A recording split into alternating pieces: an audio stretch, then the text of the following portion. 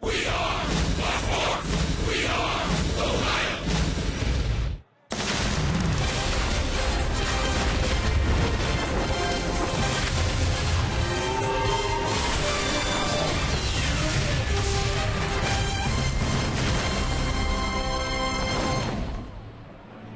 Yes, the tailgating going on big time tonight, even in a light rain in Milwaukee, Wisconsin.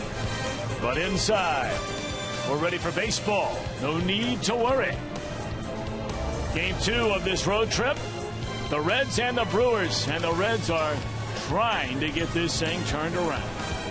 Hi again, everybody. Alongside Chris Welsh and Jim Day, I'm Tom Brenneman. Welcome, as always, to Reds baseball. Well, Chris, perhaps last night, you hit rock bottom, and it's time to get it turned in the right direction tonight. Well, I mean, every day you may say the same thing, Tom, because the team has hit rock bottom seemingly on consecutive days going back more than a couple of weeks. They've lost 13 out of the last 14, and in their losses, a below batting average, hardly any runs at all to support pretty good pitching along the way.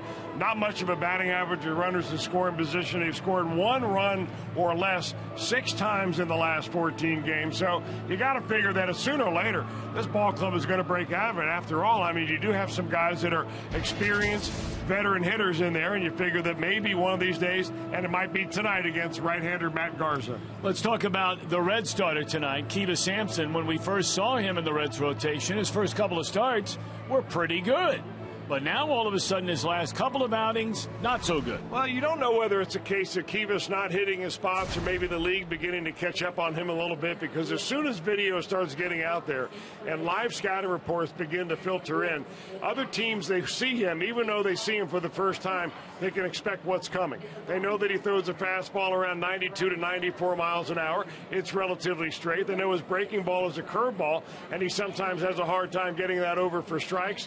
And they know that his changeup is still a pitch that he's developing, along with a slider that he doesn't use very much. He's got to be a little more aggressive in the zone, go after the hitters tonight, and not worry about what happens if they hit him, because if he doesn't throw strikes, he's not going to be around very long.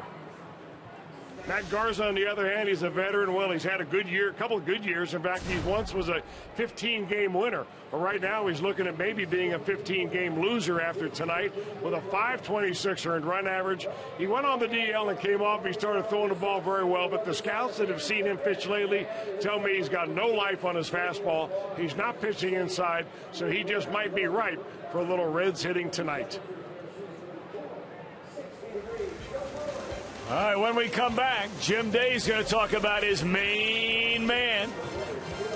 That means he's talking Brandon. You're watching Reds baseball on Fox Sports Ohio.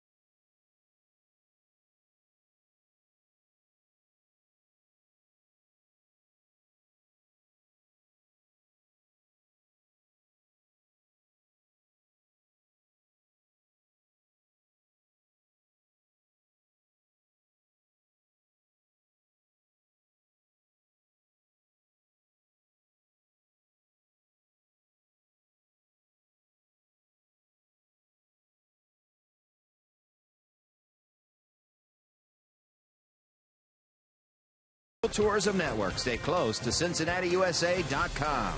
By Chevy. Check out their award-winning lineup only at your Tri-State Chevy dealer. And by Skyline Chili. Feeling good? It's Skyline time. I'm Jim Day on the field just outside of the Reds dugout. There have been few offensive bright spots in the month of August for your Cincinnati Reds, but Brandon Phillips has been one of them, hitting all over the lineup, doing basically anything they need him to do offensively. And in August, a .313 average, 3 long balls, and 10 runs driven in. His average and home run are the best for any month this season, is 1 RBI shy of his best month this season. And he continues to improve. In fact, he's our subject of our lows never stop improving. Brandon Phillips' last 3 seasons, you'll see in 2013, .261 average. Bumped that up a little bit last year. And so far in 2015, his .287 clip is the highest since 2011, and he is striking out less frequently, 9.5 plate appearances per strikeout. That is the best of his career. There have certainly been a lot of strikeouts in that Reds lineup, but Phillips improving in that department, and many. And as we know, he picks it Gold Glove style on a nightly basis. Been a streaky season series between the Reds and Brewers. Game 2 of a 3-game set on deck. Tom and Chris are next.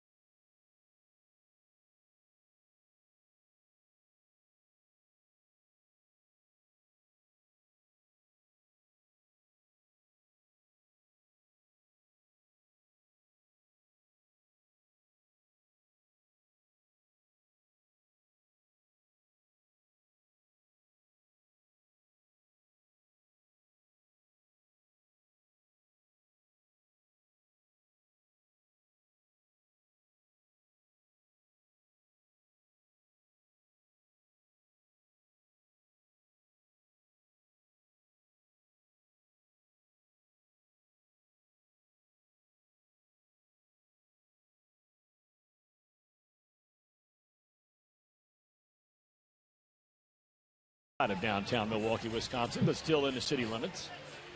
Brian Price's starting lineup reads as follows, presented by Meyer. Jason Bourgeois leads off in center. Jay Bruce moved into the number 2 role tonight. Joey Votto at first base. Brandon at second. Frasier at third. Suarez at short. A latter third of Schumacher, the left fielder. Tucker Barnhart behind the plate. And Sampson on the mound. And starting at 4, Milwaukee, apparently they ask him now to be on time when he starts games. And I say that tongue-in-cheek because when he was with the Cubs, whenever he decided the Cubs were going to take the field, that's when they took the field. And that was normally about 4 or 5 minutes late. So you would say that he's on Garza time? Yes, he is. Well, he's making his 24th start of the year on Garza time. And not really having a great year as Matt Garza. He has only won 6 games in the 20 decisions that he's had overall. And they certainly are disappointed in the fact that he's given 23 starts and not one more than that. He's now 31 years old, from Selma, California.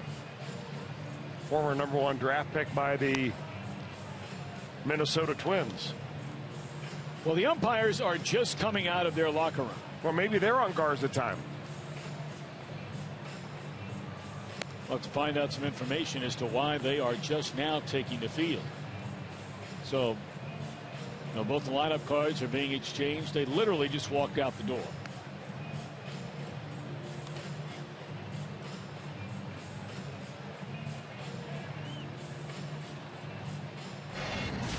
Our game storyline brought to you by Elk and Elk. And Jim Day mentioned a second ago what a streaky season series this has been. Very early in the year, the Reds just pounded the Brewers. Won 4 of the first 5, outscoring them by 15 runs. But now all of a sudden, after the Brew Crew won the finale of that first series here, swept the Reds 3 in a row in Cincinnati, and then won the opener here last night. And we talked about when they came into Cincinnati, their bats were as hot as any team in the league. Last night they win the series opener this go around here in late August, 5-0. Any way to explain the massive drop off of Matt Garza? Because this guy one time was thought to be a pretty good pitcher, never a great pitcher, but a good pitcher. Well, he had a couple of very good years, in which a year he won 15 games, lost 10. That was when he was with the Tampa Bay Rays in 2010.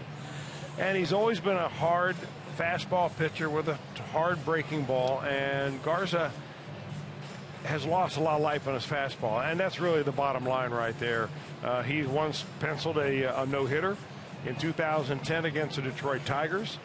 And a guy that would normally throw anywhere from 92 to 94 miles an hour with a little bit of life. There's not much going on with that. There's a slider and a curveball. Rarely throws a changeup. So what he's got is essentially fastball breaking ball.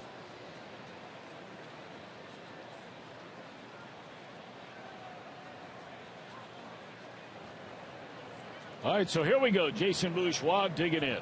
Garza gets a sign from Jonathan Lucroy and delivers inside, ball 1. We're underway.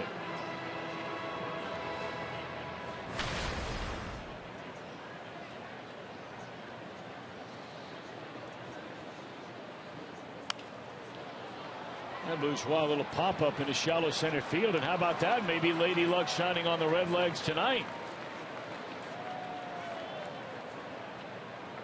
So a good way to get it started here for Bourgeois and the Reds. Little jam shot right there. You're not really sure. In this ballpark now, the outfielders play rather deep, especially that center fielder. He's not really projected to be a long-term center fielder, more like a corner outfielder, either left or right. But right now, Domingo Santana, young guy that came over in a trade from Houston, is manning center field, and he's more in there for offense than defense. Talked about last night, Santana coming over in that deal for Carlos Gomez. Jay Bruce in the driver's seat, brought to you by Kia when he faces this right-hander. 9 of 27. 5 extra base hits. 3 doubles, a pair of home runs. And maybe that's why he's been moved up to the number 2 slot in the lineup. Got a good rip of that pitch. 93-mile-per-hour fastball. 1 ball and 1 strike on Jay.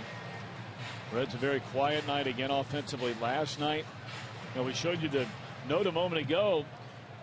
Over the last 14 games, they've been held to 1 run or less 6 times.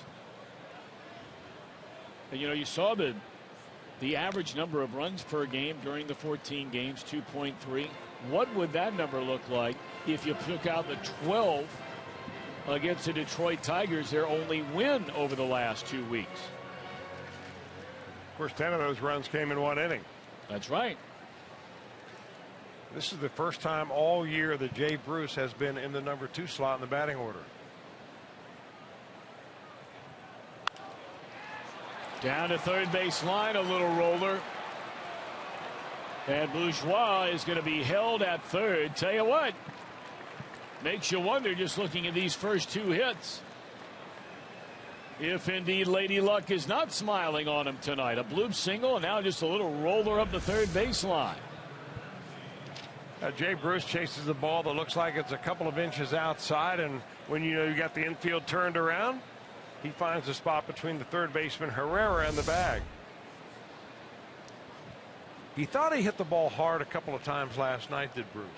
A hard fly ball to left field, a hard ground ball to second baseman, and actually was called out to end the ball game on what he thought was ball 4 or ball 3.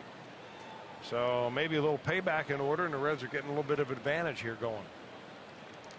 Well, now Joey Votto, the batter, with runners at second and third and nobody out, and Votto down a strike. Votto had a typical Votto sort of night last night. Was on base 3 times. That's the good news. He had a single and walked twice. The bad news is, in a big situation in the 8th inning with 2 on, and the Reds down 3-0, he bounced into a double play, and he also was thrown out trying to steal third base with Todd Frasier at the plate in a 2-0 game. Now he's behind here 0-2. So I guess if you're a person who really dives in the numbers,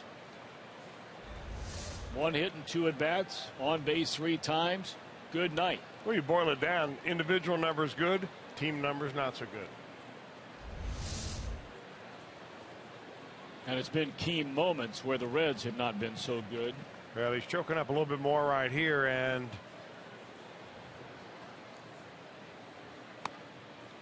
that strike 3 called to Votto. He strikes out on 3 pitches with second and third and nobody out.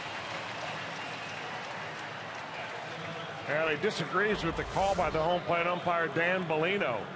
A little comeback fastball, and if any part of that ball is touching the plate, it is a strike, and Bellino rings him up on 3 pitches. It is rare Votto is ever wrong when we show you the Fox tracks. But as you said, Chris, that Fox tracks. There was a margin of error there. Yes, there is. I mean, nothing is 100% accurate. The umpires are not, the batters are not, and the Fox tracks is not 100% accurate, you know, right down to the millimeter.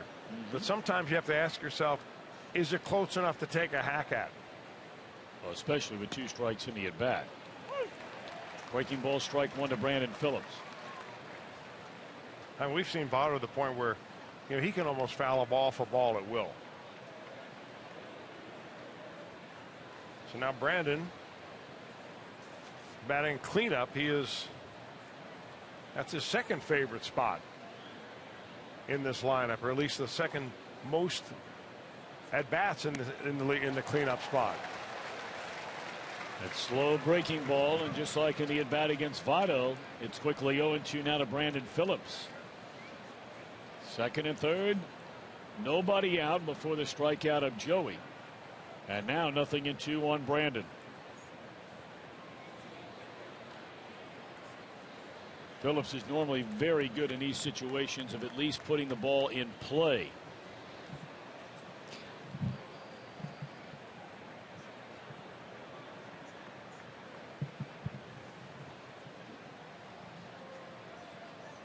See, with runners in scoring position, Phillips, the best hitter on this Reds team. And look at this, little dribbler through the right side. Nice play by Jeanette, and a real nice play by Jeanette to throw out Brandon. But the run does score, and the Reds have a 1-0 lead.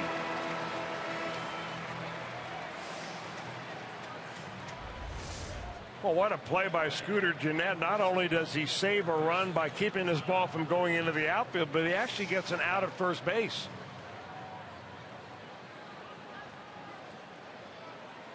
He took a little something right out of the Brandon Phillips page book. Took the word right out of my mouth. He's been doing that to guys for the last 10 years. Scooter's like, hey, how does it feel? All right, so Todd Frasier with a runner at third, 2 outs and a run home. And Frasier bunts it up the third baseline. How about this? And the Reds have a 2-0 lead on a stunning bunt single by Frasier with 2 away here in the first inning. Wow, that's a shocker right there. But a bigger shocker is why the third baseman, Elian Herrera, decided to touch this ball. It goes up in the air and it's got some spin on it, and it's going to start rolling towards foul territory. And he touches it in fair territory, and of course at that point it becomes a fair ball. And Frasier picks up an RBI, and the Reds have scored 2 in the inning. Frasier had 1 bunt hit in his entire career until 2 weeks ago. That was in 2013. He now has 3 bunt hits in the last 12 days.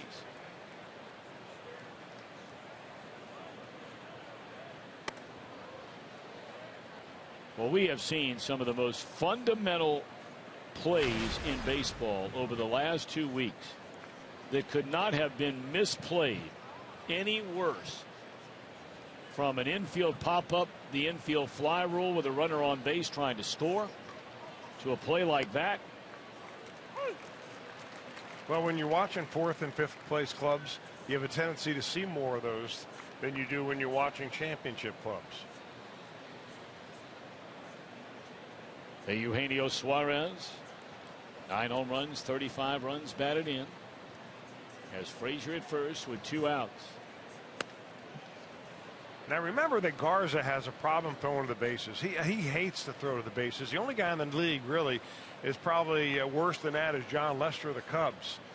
So anytime he gets a ground ball back to him, he almost runs it over, throws it underhand to the first baseman. He doesn't like to throw to first base very much. And of course the Reds like to run a little bit when they can. And I saw Todd Frazier a couple of pitches ago really take a long lead, kind of a little running lead like he has done, especially earlier in the season, to get some stolen bases. Probably not here on a 2-2 count, but worth keeping in mind for later.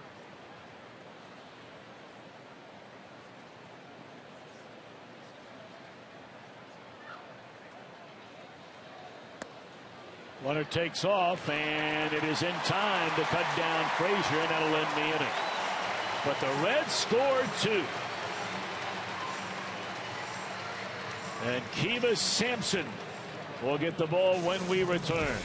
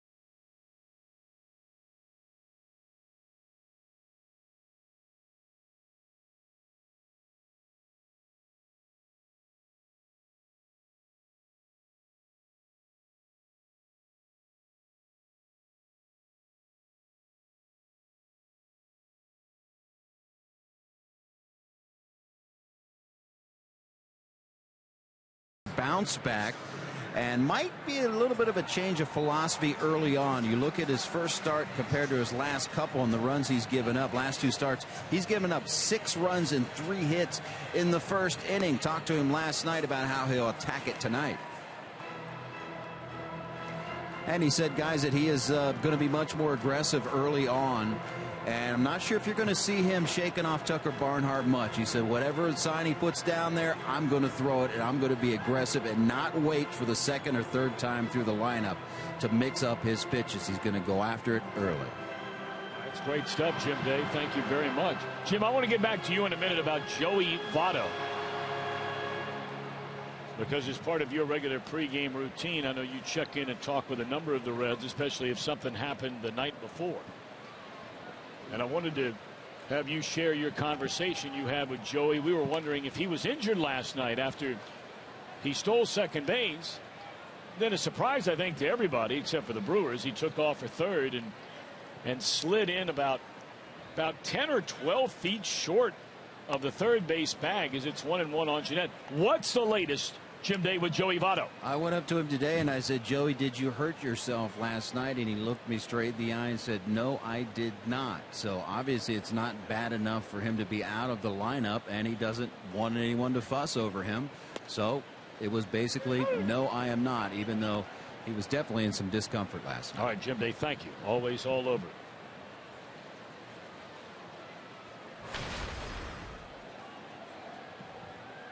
Scooter Gennett with a count of 1-2 and Sampson delivers, and it's dropped into center field. A 2-strike base hit by Scooter Gennett. Got to keep an eye on him. He has 10 stolen bases in 11 tries. And let's take a look at the Brewers starting lineup under their manager Craig Counsell. They're 9 games under 500 against Counsell. That's a far cry better than where they were when he took over. Lucroy coming up. Ryan Braun in right. Lind at first. Chris Davis in left. Santana homered last night. He's in center. Herrera, Segura, and Garza the latter third.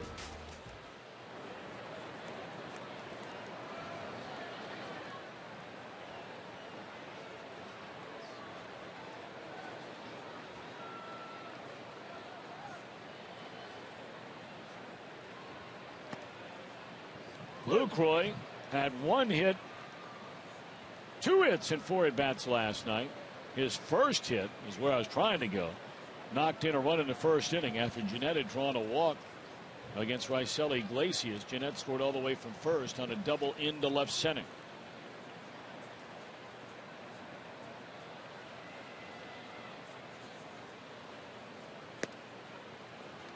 Strike one.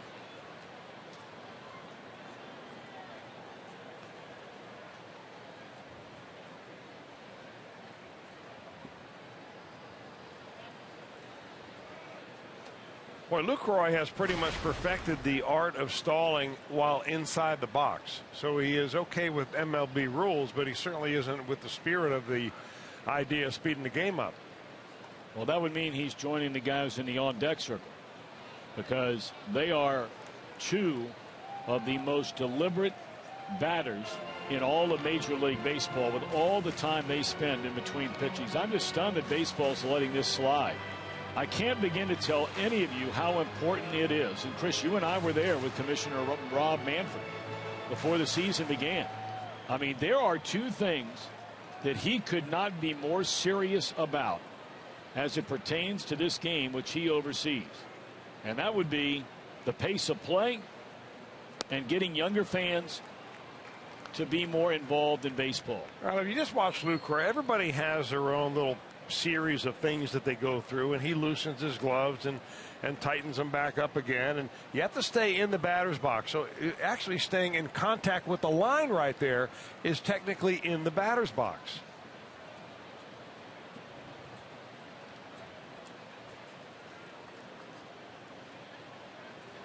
That's interesting. We bring it up right here with Kivas Sampson on the mound, because in his first bad start at home, I think it was against the Kansas City Royals, Kivas was very slow and deliberate between pitches. And when I went to talk to him a couple of days after his start, first thing he said to me is, asked him, well, what'd you learn? And he said, well, I got to be quicken my pace up more. I was way too deliberate and way too slow. So he is on a mission to be quicker, but right now he's running into a roadblock.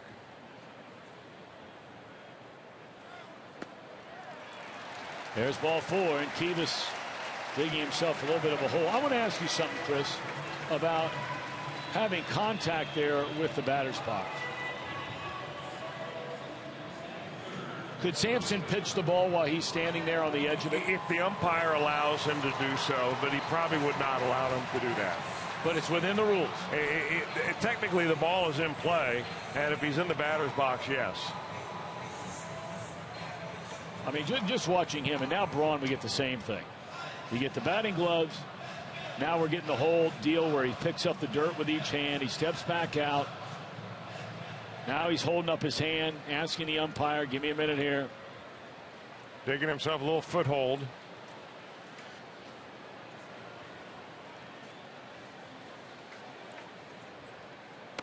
I'm going to head downstairs to the umpires room tomorrow before the game and ask them about that. Well, you know, I think it's gotten more deliberate as the season has gone on, because early in the year it seemed like everybody was on board, and then hitters began to produce at less level than they did last year, and they're making more outs and they're making them quicker. So that's why they have deliberately tried to slow it down. And I've talked to a lot of coaches around the league that seem to agree on that point, that, you know, hitters don't want to make outs, and they're making them so fast that they're simply not ready. Meanwhile, pitcher throws strike one, he's ready to pile in another pitch, and you don't even know the count yet. You're not figuring out the situation, and that's why guys are beginning to take more time as the season goes on. Of course, you could blame it on Velcro too.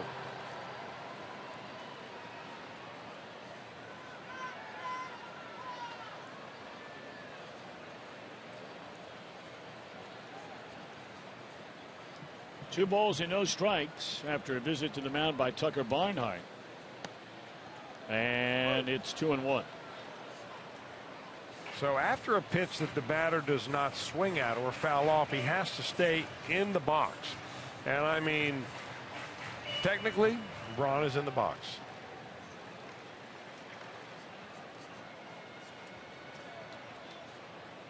Two on, nobody out. Reds lead 2-0, but Milwaukee threatening here in the last of the first inning.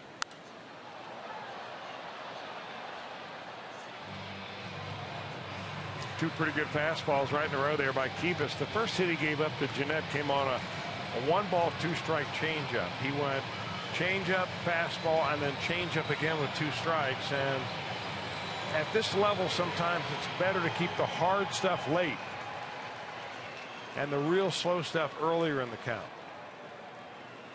He has not seen his breaking ball yet. Might be a time to drop that on him, though. Waste one down in the dirt. Gone swinging is Braun. 1 out. Well, we've always known that Kivas Sampson has plenty of arm, and this one at 94 miles an hour, he gets Braun swinging and missing for his first strikeout, and that is our flamethrower, brought to you by Cholula. Nothing like a first inning Cholula flamethrower. So now Adam Lynn, left-handed batting first baseman. 280 hitters, 17 home runs, 69 runs batted in for Lind. This guy's been a nice pickup during the offseason by the Milwaukee Brewers. It's been sort of a graveyard down there at first base for the last number of years since Prince Fielder left. Yeah, it has been. But, you know, if you only watch him when he plays against the Reds, you think he ought to be winning the Triple Crown. I mean, because he absolutely kills the Reds. Look at those numbers with runners in scoring position. Nearly a .350 batter. 1 ball and 1 strike on Lynn. Last 8 games against the Reds, or 11 games this year, a .381 average. In the last 8 games, .452 with 10 ribbies. Well, Kivas trying to slow him down here, and now the 1-1 pitch. Lined into center field. That'll be a hit and an RBI. So the Brewers get 1 back after the Reds scored a pair as Lynn knocks in his 70th run this season.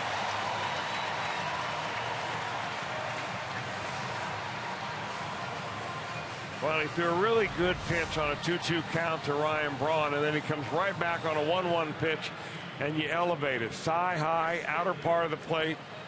I mean, a hitter like Adam Lynn is simply going to hit that ball right on the screws more often than not. So with Sampson having plenty of arm, now he has to find a way to dot the outside of the strike zone. Here's Chris Davis. Told you Davis has been on fire here in the month of August. Tied with Carlos Gonzalez of the Colorado Rockies for most home runs among all National Leaguers with 10. And he leads all National Leaguers in runs batted in this month. One better than Cespedes, Ryan Zimmerman, and Kyle Schwarber. Young man from Middletown High School in Cincinnati.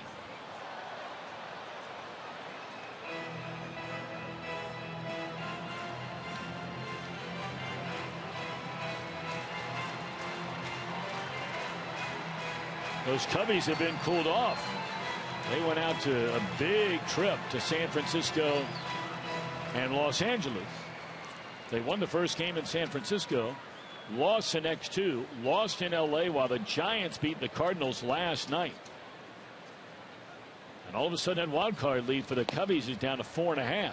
It was at 7.5 3 days ago. Don't you fully expect it all to get real tight Sure. right down there to the last week of the season? Oh, yeah. Tell you, if the Cubbies were to lose tonight and tomorrow night and the Giants win, it'll start getting a little bit tight when we show up in Chicago Monday night. There's something about that ballpark. Things start getting tight. Weird things start happening. You're right. Because you know there won't be an empty seat in that joint Monday night. Or Tuesday. Yeah, or Wednesday afternoon. They'll be moving. They got a real good crowd here tonight. Really good crowd. There's a tapper down to third. Frasier will go to the bag and get the out in front of a sliding Lucroy. 2 away. Let's take a look at the Reds on defense, presented by Ford. Frasier just made that play. Next to him, Suarez on the left side of the infield. Phillips and Joey on the right. Schumacher, Bourgeois, Bruce left, center, right. After Pena to start last night, Tucker Barnhart behind the plate tonight. All right, one more out to go now. And it's Domingo Santana. He hit a long home run here last night. Only 19 at bats since coming over from the Astros and then being brought up from the minor leagues for Santana as a Brewer. And of those 4 base hits, 3 of them have gone for home runs.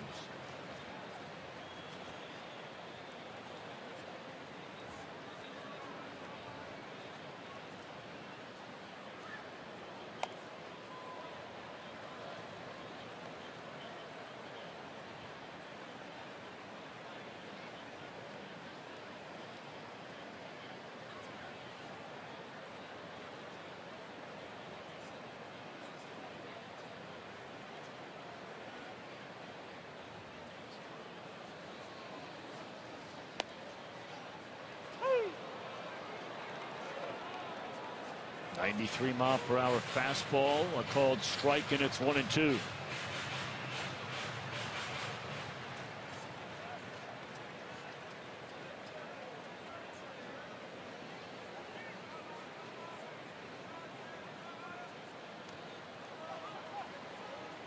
Looks like early on that Kivas has begun to trade in that curveball in favor of his slider.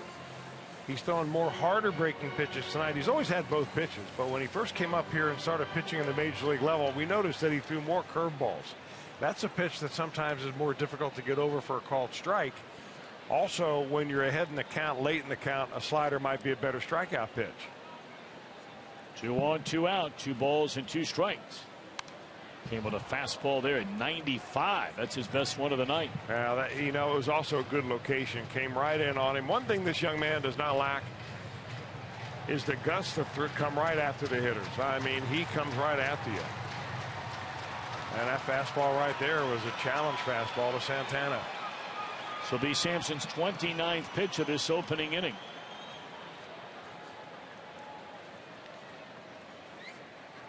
And with 2 on and 2 out, it's a 2-2 pitch to Santana. And once more, fouled back out of play on another fastball.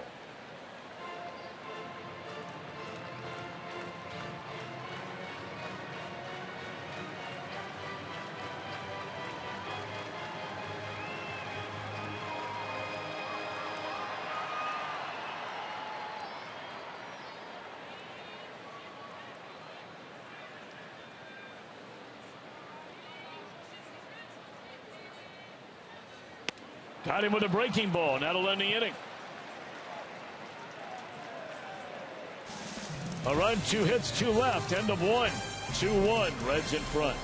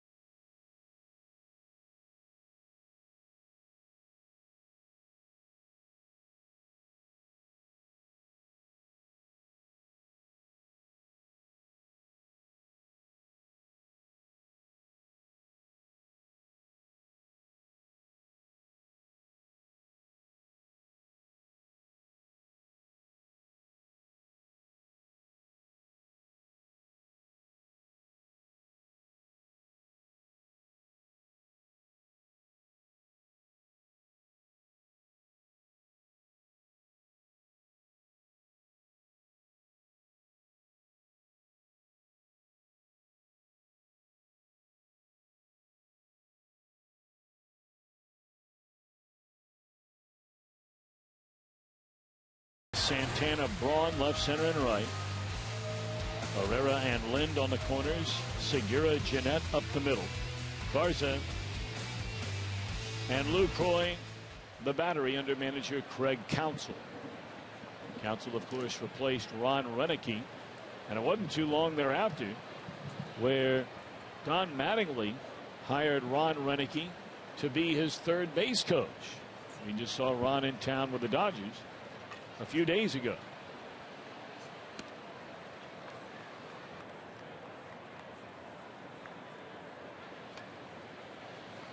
See the numbers on Counsell. Longtime major league player, grew up here in Milwaukee, Wisconsin. His father worked for the Brewers. Well, you've been very close to the Counsell family for a long time. You've known Craig personally for a long time. In fact, there was some word that when he got the managerial job here that you might be named to the coaching staff. Yeah. Well, that's according to my dad, right? Well, that may have been where I heard it. Yeah, I think that was where you heard it. I know his wife better than I know him. You want to explain that? I tell him all the time she's a lot more fun to be around than he is. No, he's got a great family. I mean, they say the same thing about Polly. Yeah, well, that would be true as well. And there's a base hit into center field. Right back where it came from, off the bat of Eugenio Suarez. Boy, is that a good bit of hitting right there. I mean, that was a pretty good looking curveball that Garza drops on Suarez. I mean, low on the outside corner. I think that's the last thing in the world Garza ever expected, was to see that ball come back at his ear.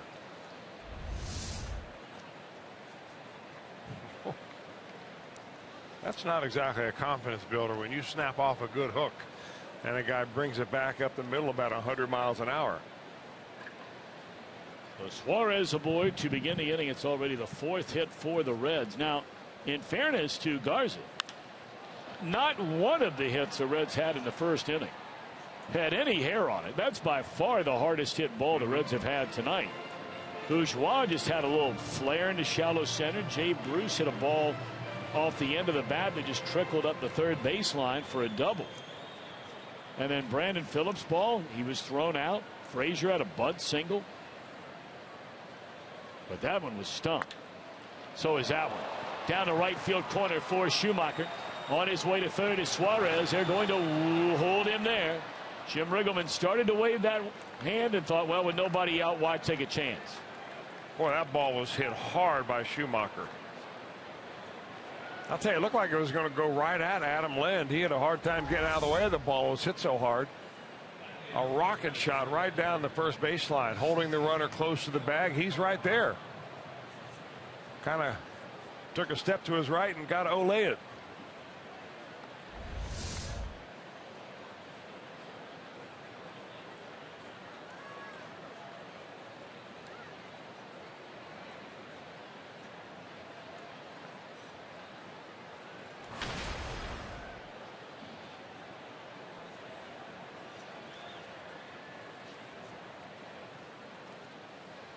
All right, second and third, and nobody out.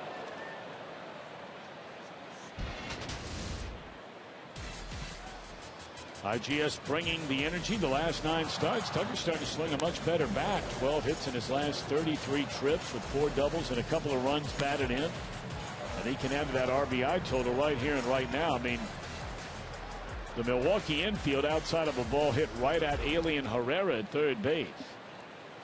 They're conceding the run. So you just put it in play back up through the middle. That'll score one and move the other. No balls and 2 strikes.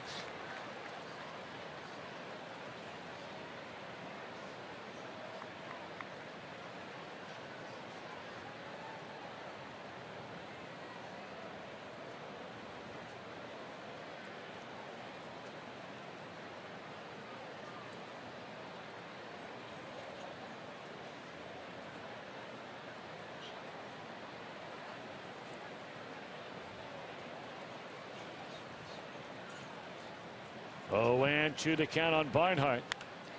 Breaking ball hooked foul. Nice play made by that fellow right there. Pretty agile. Big left-hander went out there to get it.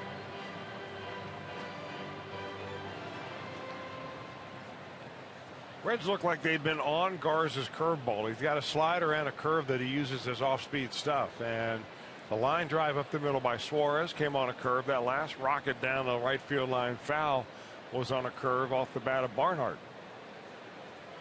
So probably coming with something hard here.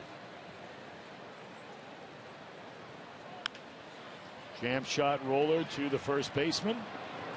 And that'll drive in the run. Well done by Barnhart. Not only scores Suarez from third, but he advances Schumacher down to third. And the Reds with a 3-1 lead.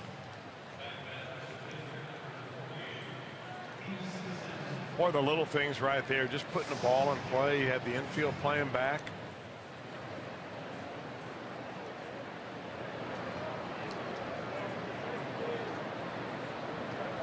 I'm glad they remember how to give high fives. Yes.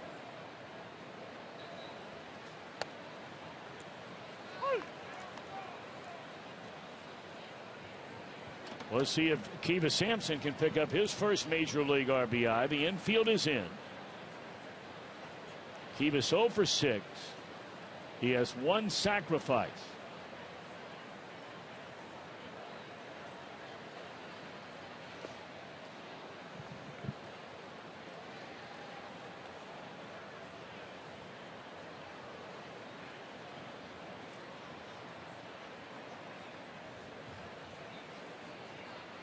Well, the Brewers are on the hook for quite a while on Matt Garza. And if indeed, you know, this turns out to be, here's a bouncer to the shortstop, and they easily cut down Schumacher at the plate. 2 away in the inning.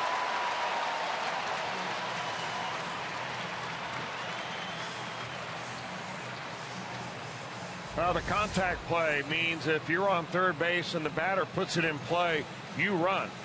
And you take the chance that it's going to be maybe a ball that the infielder has to take a step or 2 to go get. And that time it went right at the shortstop, so an easy play at the plate as he nabbed Schumacher. That is not Schumacher's fault. That is probably a play that is predetermined.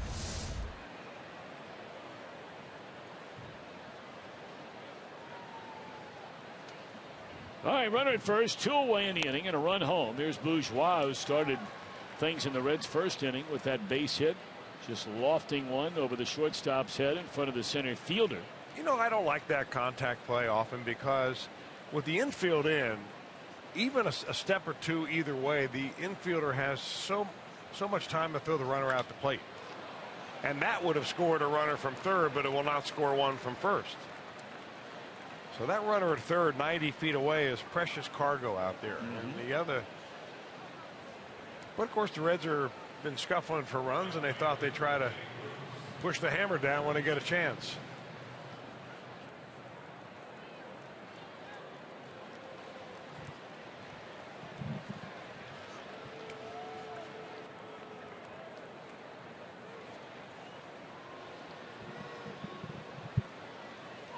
Now Jay Bruce, he hit that roller up the third base line that turned into a double, and Bruce scored the second of 2 in the Reds' first inning. Milwaukee scored 1 at the bottom of the first. The Reds get that run right back, and they're trying to get another if they can get a 2-out base hit from Jay. Sampson out at second base, and Bourgeois perfect 2 for 2 tonight. After that, liner to center field leads at first. You know, baseball is such a mind game. You know, Jay Bruce last 23 games is batting 100, and he's the guy the Reds rely on to be a left-handed enforcer in that lineup. There's a wild one in the dirt, and the runners advanced on to third and second base. So after the game last night, he and Don Long had a conversation about his at-bats, and even though he ended up 0 for 3, he had a couple of flyouts to left field and a ground out, and then eventually a strikeout to end the ball game. Bruce did. So he was 0 for 4. But he thought that he hit the ball well on a good pitch to left field his first time up. He hit a pretty good pitch on a hard shot to the second baseman for an out in his third at bat. And he thought in the fourth at bat, last out of the ball game, he was rung up on a pitch that was outside. So even though you're 0 for 4, you're looking for something to feel good about. And that's where you begin to build with baby steps and trying to maybe get him back the way he was earlier in the season.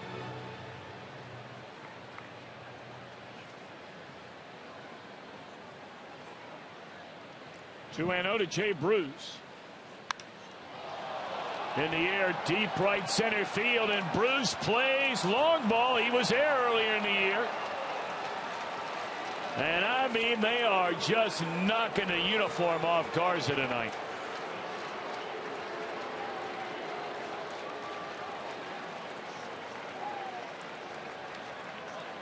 The Reds have not been able to do this to Matt Garza very much at all since he put on a Brewer uniform. I mean, that's just a fastball, number 3, as you see on the outer part of the plate. If Jay Bruce puts a ball on a tee and wants to hit the ball as far as he can, that is exactly where he would put it. And I mean, he hit that ball a ton. Reds already with 6 runs through the first inning and 2/3 against Garza.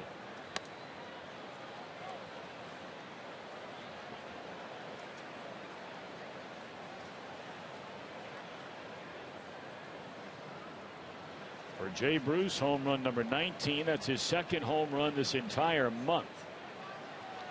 And RBI 70, 71, 72. He's closing in on Todd Frasier for the team lead. That gives you an idea about how cold Frasier has been since the All-Star break. And we've documented how Frasier and Bruce both are guys the Reds count on to drive in runs. Really nobody's driving in runs, and that includes Votto. Of course, he's walking 3/4 of the time. And they're just not scoring, because teams have pitched around Votto regularly, knowing that the other guys right now have just not been able to knock people in.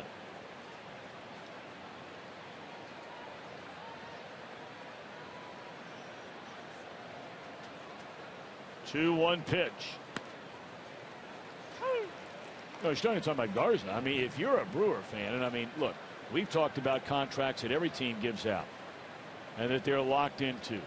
Some good, most not good. Reds are locked into some very long-term deals of their own. But this is one that has not gone well at all for the Brewers, and they have him on the hook for 2, maybe 3 more years. 2 more years with an option after that. It was a 4-year, $50 million contract when he originally signed it. When they got all of 8 wins out of Garza last year and 163 innings. And here this year, 140 innings with a month to go and an earned run average after tonight north of 5.5. The challenge for Garza is really how to figure out how to pitch when your fastball's 91 instead of 94.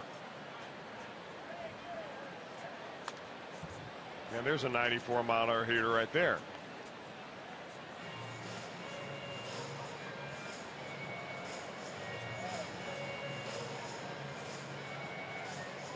He has had 8 straight seasons at one point in his career where their earned run average under 4. But his last 2 starts, and including this start tonight, have just been really miserable results. Nice piece of hitting there by Joey. Shoots one into left field. Boy, and the Bluebirds are coming out loud here in Milwaukee. That is 8 base hits for the Reds. That's 3 more than they had during the entire game last night.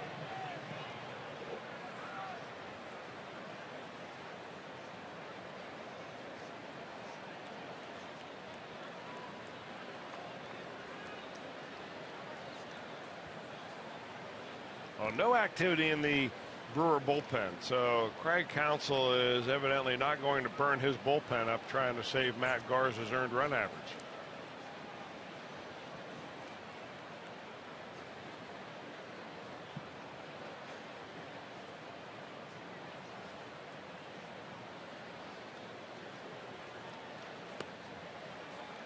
Hey, Counsell doesn't age a day. He looks the exact same as he did when he walked out of Notre Dame and first broke into the big leagues. Well, he made a name for himself playing with the '97 Florida Marlins. Always had a really unusual stance and setup. And I have not seen him hit any fungos. I wonder if he hits fungos out of that stance.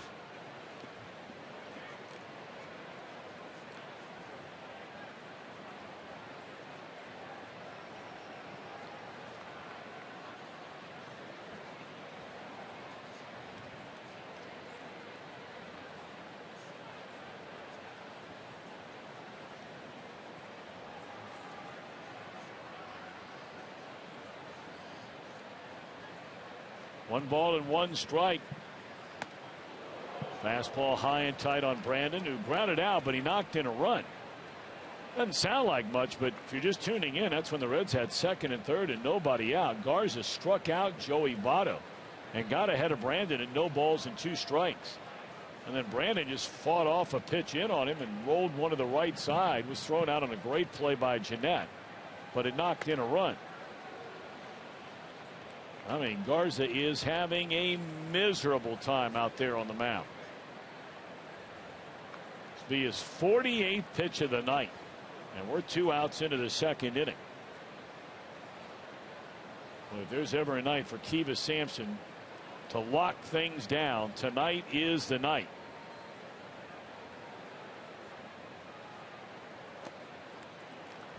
There's ball 4 to Brandon. Well, now the bullpen will get started.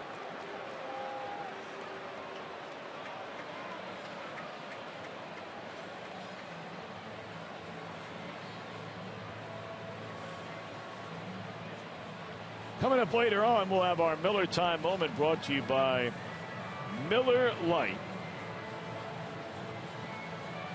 Rick Kranitz, a pitching coach, will come out and visit with Garza. The right-hander Thornburg, Tyler Thornburg, cranking it up into Milwaukee bullpen. And here comes Frasier.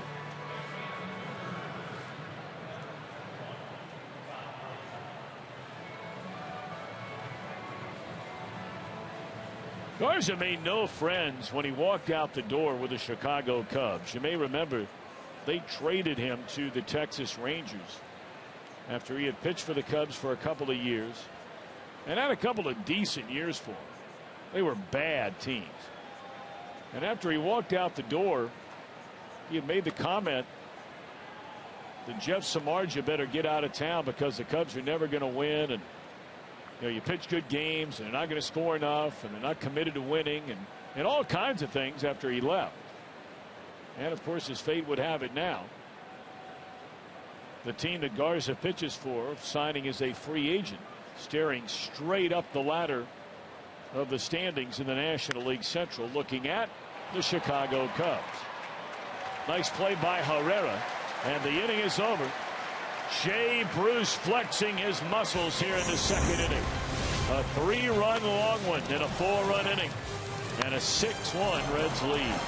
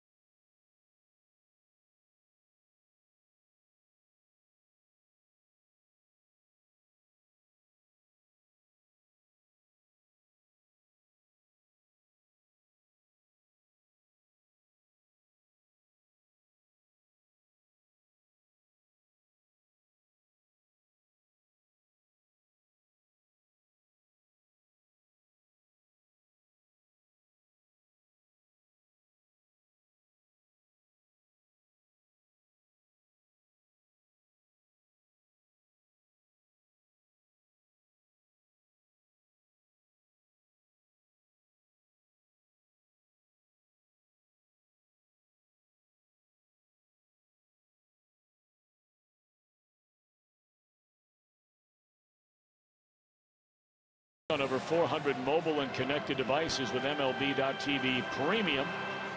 Blackout and other restrictions do apply. Visit MLB.TV for details. All right, Chris, now you're Kiva Sampson, and you talk about this frequently. You know, the focus to pitch as though it's a tight game. We're only in the second inning, so there's a long way to go. But the Reds have broken out the lumber tonight. 6 runs should win you a game. Well, it should. And he can't just sit back and throw fastballs for strikes, but you have to throw strikes.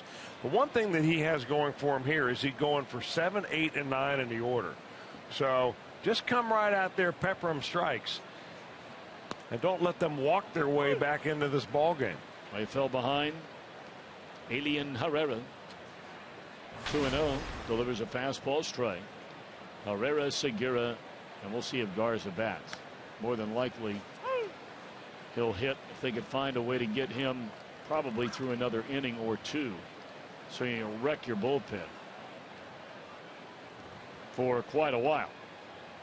Because for both of these teams, day in and day out on the mound, you just don't know what you're going to get. Well, you're right, but you're only a couple of days away from being able to expand the roster. So if you need extra arms, especially those arms that you would use in a blowout game, they're only about 48 hours away.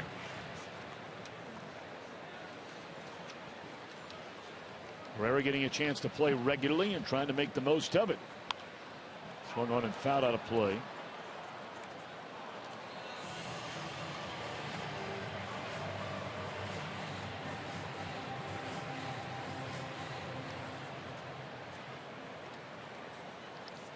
Brewers do get an off day on Monday before the Pirates come to town for a 3-game series, and they'll turn right back around and come to Cincinnati next weekend. That'll be a long trip for the Brewers. Cincinnati, Miami, Pittsburgh. That's just what you talked about a moment ago. The only thing, really the only way the Brewers are getting back into this ball game is with some help. And that help coming in the way of a base on balls or two.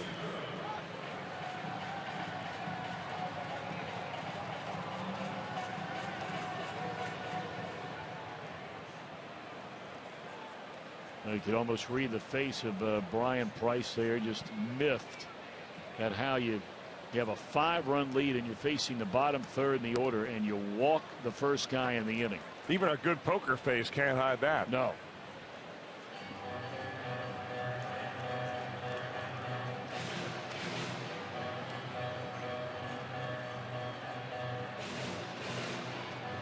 Not only Tucker Barnard, but you saw Kiva Sampson looking out towards second base. That's where Brandon Phillips was trying to give him some words of encouragement.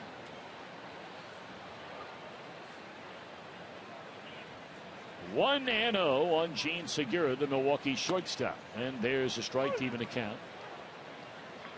Segura went through the awful year last year. You may remember early in the season he was hit in the head by his teammate swinging a bat, Ryan Braun. And Segura and his wife had tragically lost a child. It's just a terrible ordeal. The couple, he came back, played the rest of the season near the end of the year, and the couple had another baby during this offseason and trying as best as one can to move forward.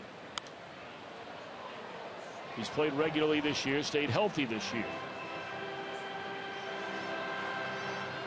And the Brewers are probably wondering, what kind of player is Segura going to turn out to be? He was a really good player 2 years ago. Well, you're right. He was an all-star in 2013. Hit .294, 12 home runs. So he showed some speed and some power. He made a lot of flashy plays in the field. They figure he's going to be the shortstop for a while. But remember, he's only 25 years old.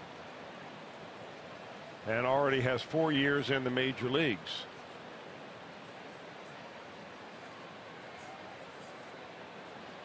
It's a big pitch here by Sampson. This is 3-2 on the number 8 hitter after you just walked the 7th hitter. And Segura did him a favor. That was ball 4. Kidding. That ball would not have crossed the plate in the air, or it would have been close. And this gives you a little bit of an insight as to why Kivas Sampson has been struggling, and also why Gene Segura has not reached the kind of numbers that they expect him to do given his level of talent. You just cannot expand the strike zone like that.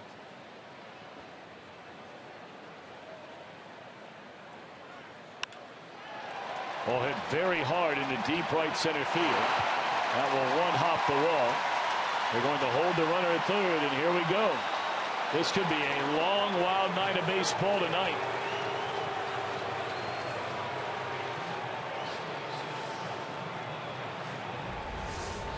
Well, he chases ball 4, but he gets a pitch pretty much down Broadway on the makeup pitch.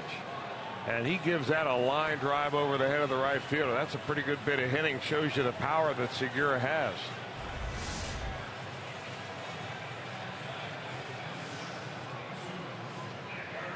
So now the Reds will bring the infield in, at least the corner infielders in.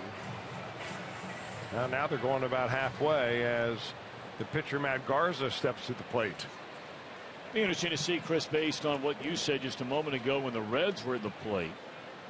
Garza, well, with the infield back, it's a very different set of circumstances. But for example, on a one-hopper, two-hopper to the third baseman, is a runner coming down the line on a contact play. Third base a little bit different than the shortstop with the second baseman with the infield drawn in. 0-2 to Garza. Well, two things really, Tom, is I'm not making any outs on the base paths ahead of my leadoff number 2 and number 3 hitters in the lineup.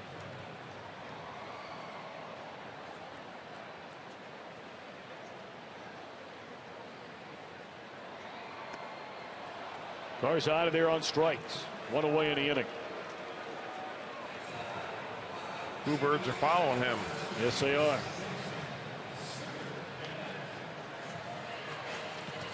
Well, right now you can tweet your strongest fan photo. Use hashtag #OhioDataStrongFan. You might see yourself on television. Might put your picture up. It's brought to you by T-Mobile.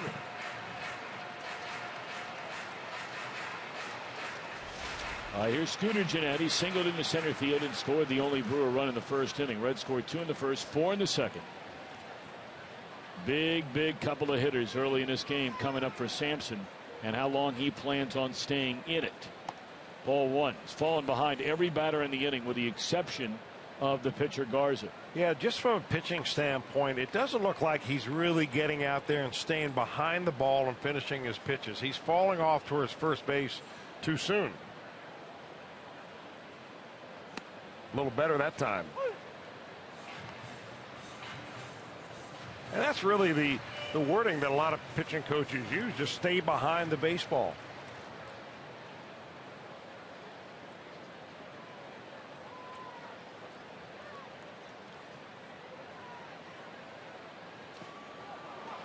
Good breaking ball there, and a really nice block on that breaking ball by Tucker Barnhart. Well, Tucker's anticipating this ball in the dirt right away, and he knows it's a breaking ball, gets his whole body over there, and there's no way that baby's getting by him.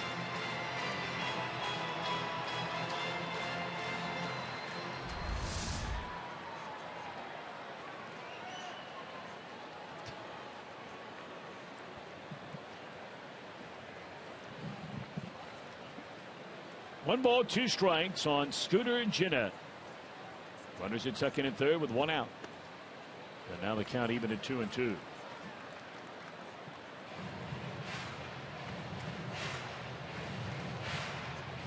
Well, the total number of pitchers that each of these pitchers has thrown and continues to throw through the first 2 innings of the game, we will see the bullpen early and often here tonight. 2-2 delivery. We'll do it again. This will be the 54th pitch of the night coming up for Kivas Sampson.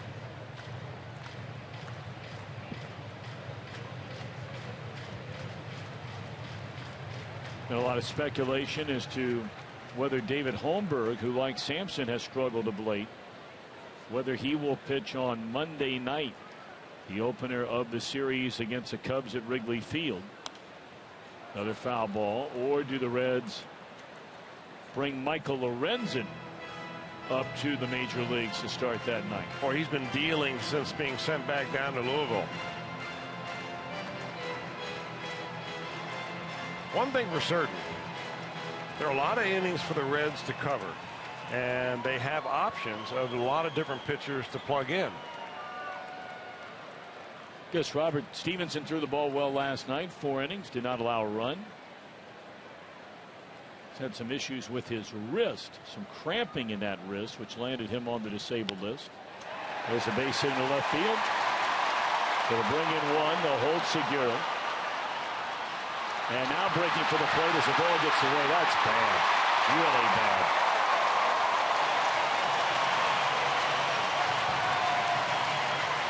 Boy, oh boy.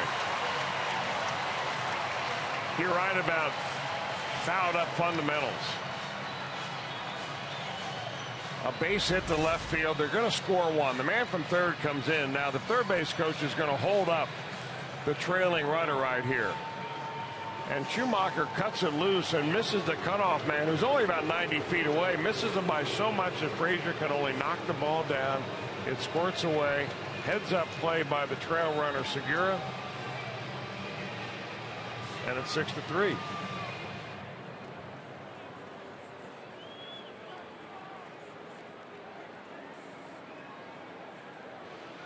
They gave Todd Frazier the error on that. I'd have to look at it again. I thought the throw was bad, but either way, it was just bad execution by the Reds defense. We'll go back and take a look at that. I'm kind of curious myself because, like you said, the scoring decision gave Frazier the error.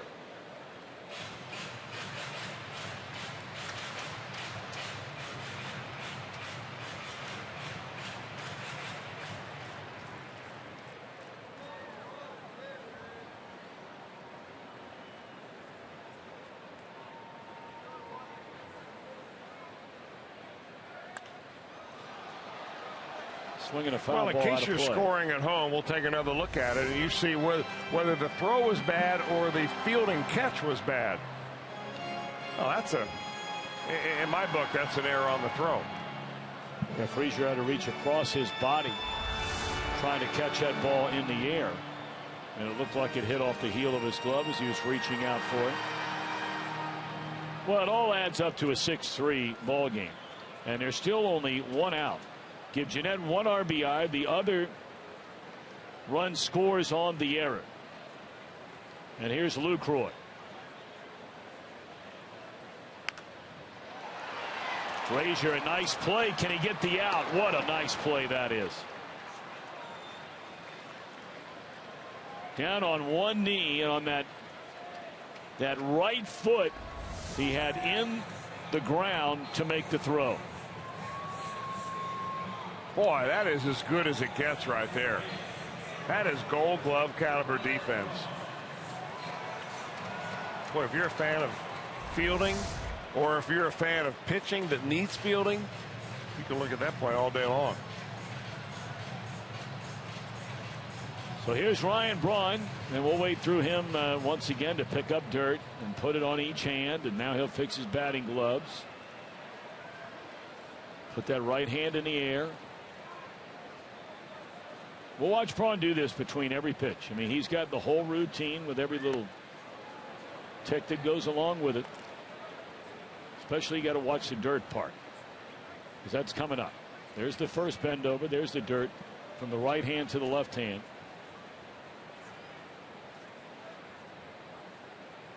And since he swung at that pitch, he is allowed to leave the box. But even if he doesn't leave the box, there are a couple of these little things he goes through after every pitch. So here we go. He's going to bend down here in a minute after fixing the batting gloves. And he'll pick up something with his right hand, some of the dirt. Oh, he mixed it up tonight. Uh-oh. Man, first time all night.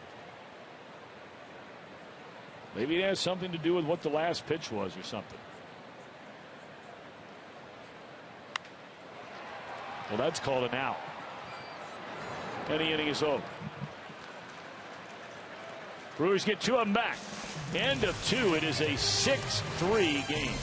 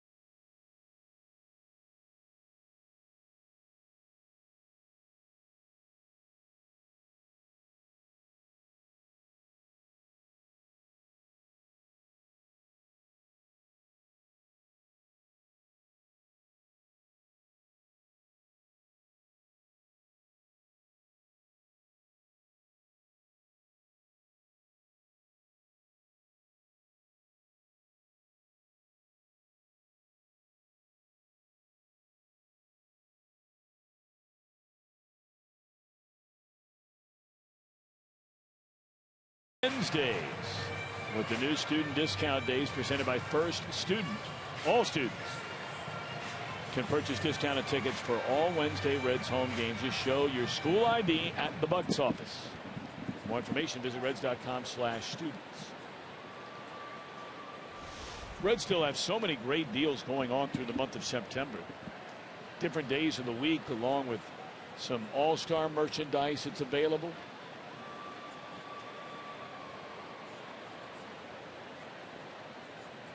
So you might want to look into it. Just go to reds.com/tickets. There's all kinds of deals going on between now and the end of the year. And some good baseball teams coming into Cincinnati between now and the end of the year.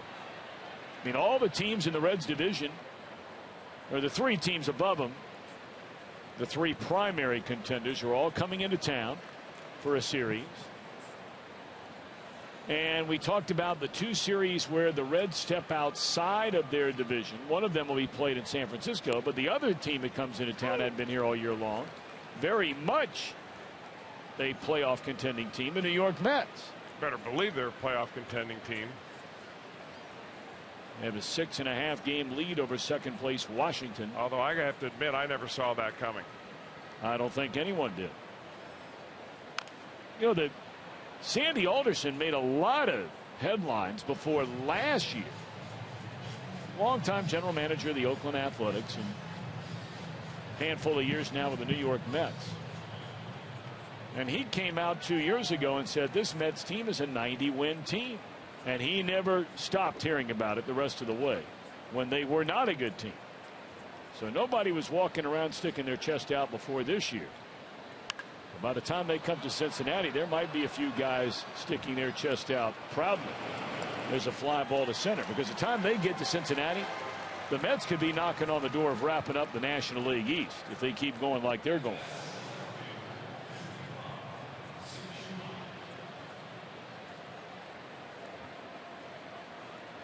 How about your guy Edwin Encarnacion today? Boy, going off. What did he hit? 3? 3 home runs. Edwin. Boy, they continue to score a lot of runs. What, they win 15-1? 15-1. Wow. Encarnacion. Boy, has he just become an offensive, I mean, more than just a force. He has become one of the truly big sluggers in the American League. Swing and a miss by Schumacher. I don't know how many runs he knocked in today. Knocked in 9 runs. He now has 99-0. 90 runs batted in on the season. And we have a month and a week left in it. Yeah, he'll blow right through his career high, which is 110. That one shot into left field off the bat of Schumacher. He's also hit, by the way, in 24 consecutive games. So not only is he hitting the long ball, he's becoming a much better all-around hitter the longer his career goes on. Denard Span out for the year. That's a big blow to the Nationals. And Puig, of course, injured and officially placed on the disabled list. Injured his leg against the Reds. Yep.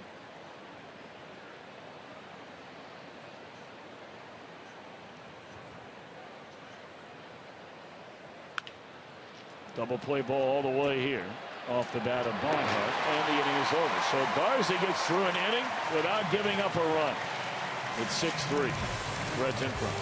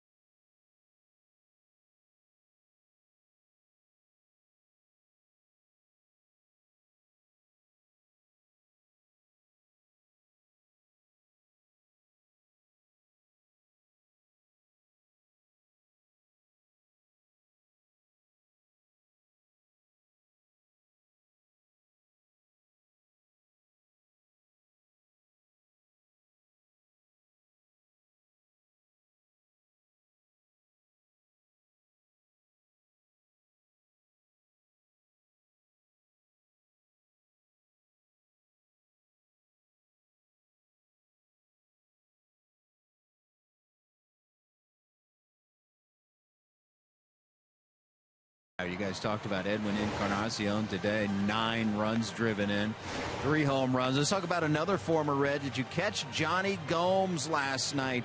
Johnny Gomes, the pitcher. They called on him in a blowout game, and Todd Coffey does the sprint, full-out sprint to the mound. Then got on the hill and was Well, he had a lot of adrenaline going. He's throwing about a 70-mile-per-hour fastball. There he got a strikeout to end it and sprints off the field. So Johnny Gomes does it all. Win an inning, gave up 3 hits, 2 runs, a home run, but that 1 strikeout. Through 20 pitches, though, 12 of them were strikes. Johnny! We love Johnny. He was such a great guy to have on that 2010 team that finally broke through with the Reds to win the divisional title. He brought such great passion and fire and emotion to the ballpark, whether he was in the lineup or not, and he still is all these years later. And he's sincere about it. Yes. I mean, it was no fake rah-rah stuff. I mean, he believed everything he did.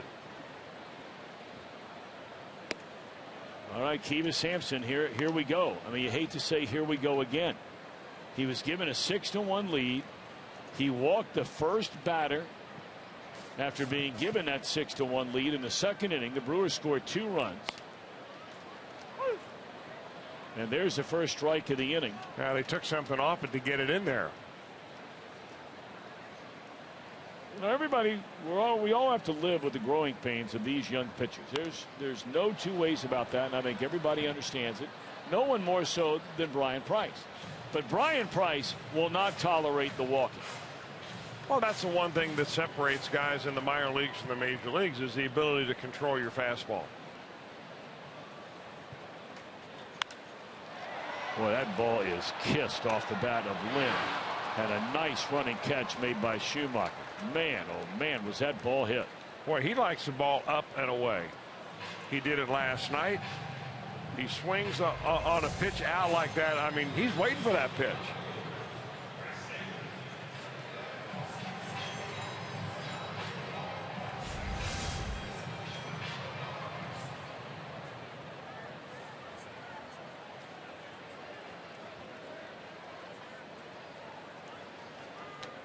Well, an out is an out.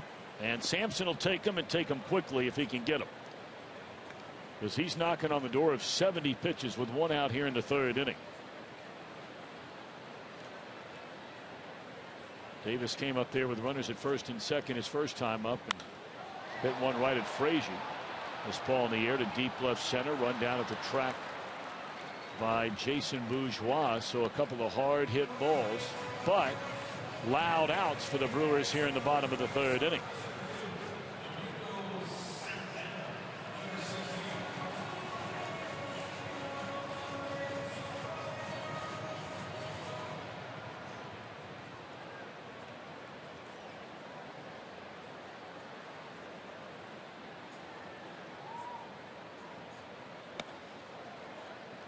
Fastball runs up and in on Domingo Santana. He struck out swinging his first time up.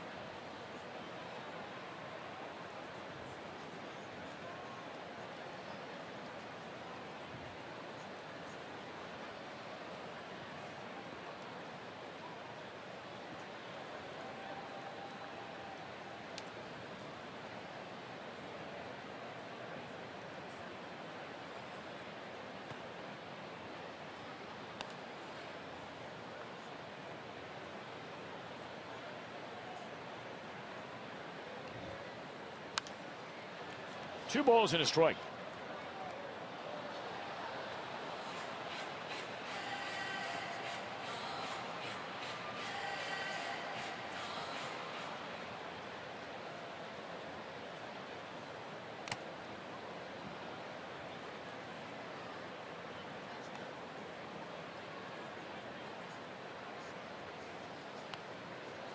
Tucker Barnhart, nothing to it. Took that one right off the face mask, and he's right back down, hanging aside and ready for the 2-2. We'll do it once more. Sampson has fanned 3. He's walked 2, allowed 3 runs and 4 hits.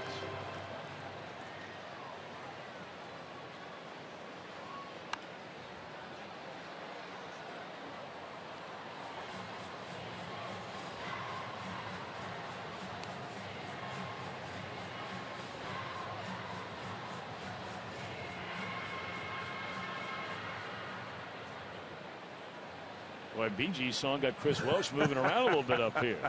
Staying alive from Saturday Night Fever. high pop-up. I'm going to ask the guys in the scoreboard to play that again. This will have room at the track. Don't bother. I got it on my phone. Man, you're up moving around in the booth.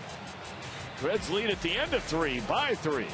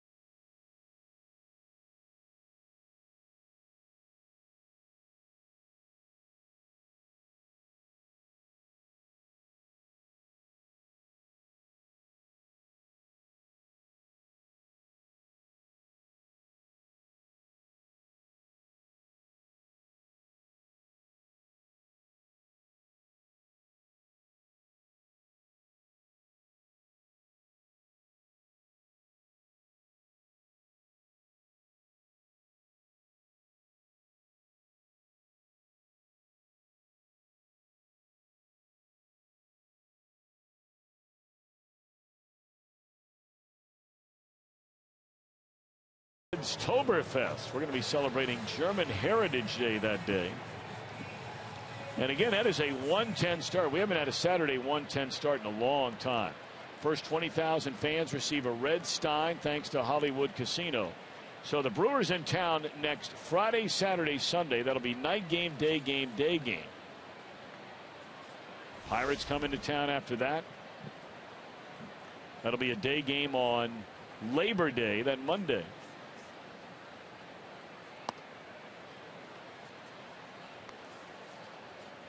I mean, that'll be some kind of sports day in OHIO, that Monday, Labor Day. I mean, you get the day off, hopefully. Chris, you and I'll be working, but, I mean, this isn't working. Reds lead 6-3. Sampson leads off against Garza. You got the Reds and the Pirates at 1:10. And you've got the Ohio State University Buckeyes kicking off their season that night. Nice. At Virginia Tech. That'll be a big league day. And if I'm not mistaken, on Saturday, you have the Reds at home during the day. And Tommy Tuberville's UC football Bearcats reopen Nippert Stadium Saturday night. And that game you can watch right here on Fox Sports Ohio. So there's a big time Ohio sports what a day. weekend. Great weekend. Well, they're all fired up around here. We were talking to the voice of the Wisconsin Badgers, Matt LePay. He's an Ohio State University grad, but he has been the voice of Wisconsin football and men's basketball 2 years in a row. They've gone to the Final Four. Swing and a miss to Sampson. And he reminded me something I'd completely forgotten about. They are really fired up around here about the Wisconsin Badgers season opener. That's coming up next Saturday night against the Crimson Tide of Alabama. And that game's going to be played in Dallas, Texas. It's a big league game. It's like a bowl game in September. Big league game.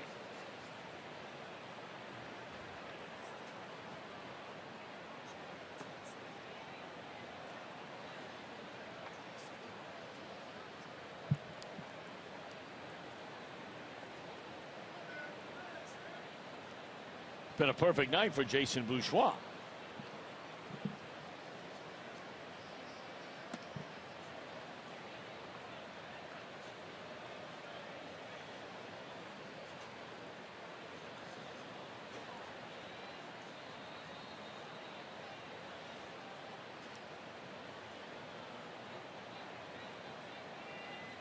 Bourgeois singled, scored in the first inning, knocked in a run with a single in the second. And he takes low and away. It's 3 balls and no strikes.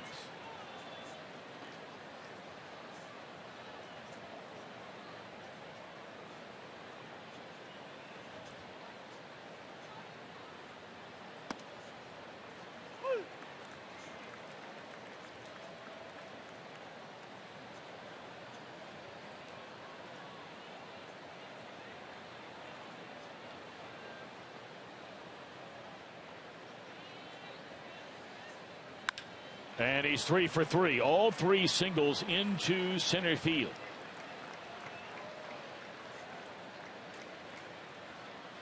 Jason Bourgeois gets 3 hits, and 3 of the 4 innings the Reds have been able to get the leadoff runner on.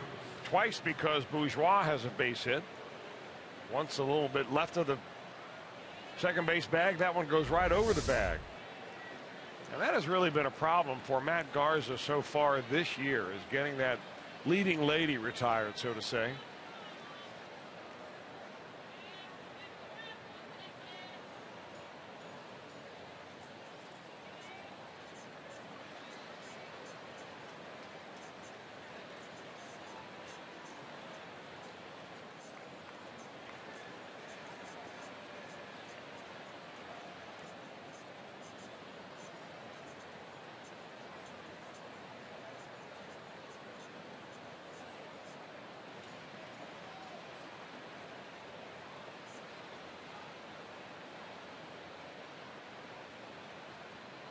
One and 0, and it's fouled back out of play.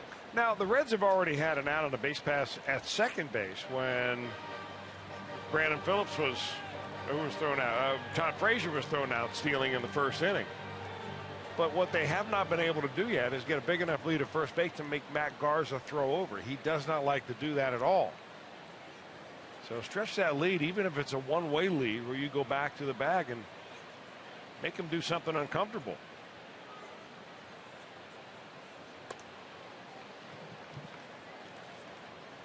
It was hard to tell from where we sit where that Jay Bruce home run landed. I don't know if it hit the bottom part of that scoreboard. I think it hit the upper part about a quarter of the way up. So it was that far? Yeah. Oh, yeah, it was a bomb. Yeah, it sure was.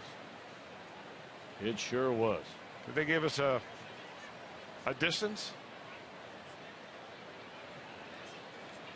442 feet. That one lined to the center fielder for the second out of the inning. Let's take a look.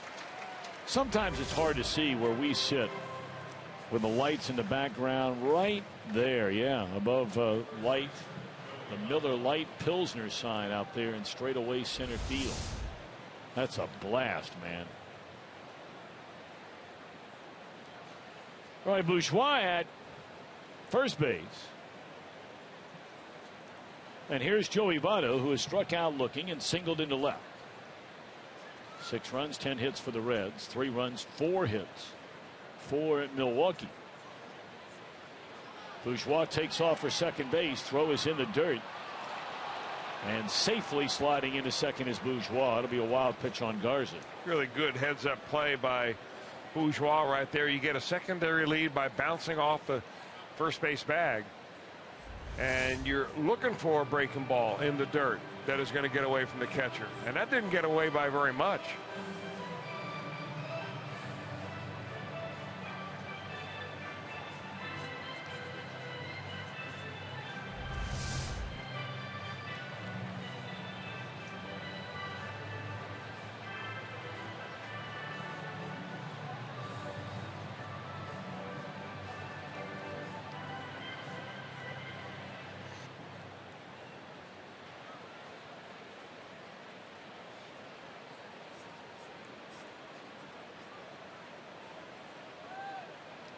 So Bourgeois now in scoring position for Votto.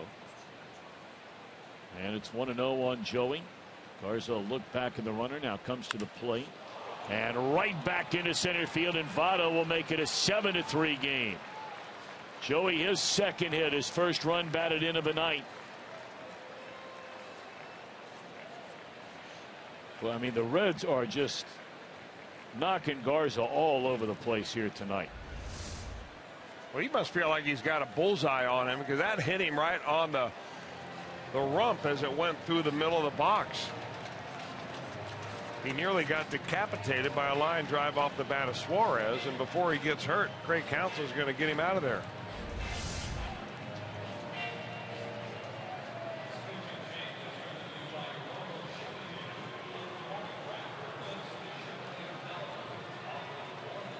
Tyler Thornburg will be our Skyline Chili called to the bullpen, replacing Garza, who gives up 11 hits and 7 runs so far.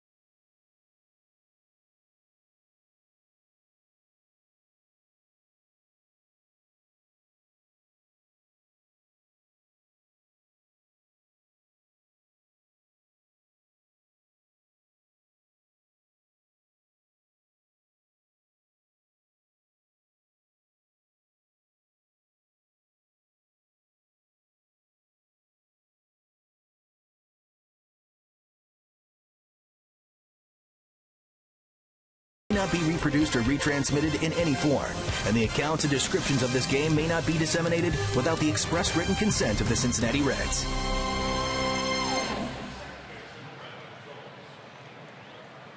Welcome back to Miller Park. The night is over for Matt Garza. He'll give way to Tyler Thornburg.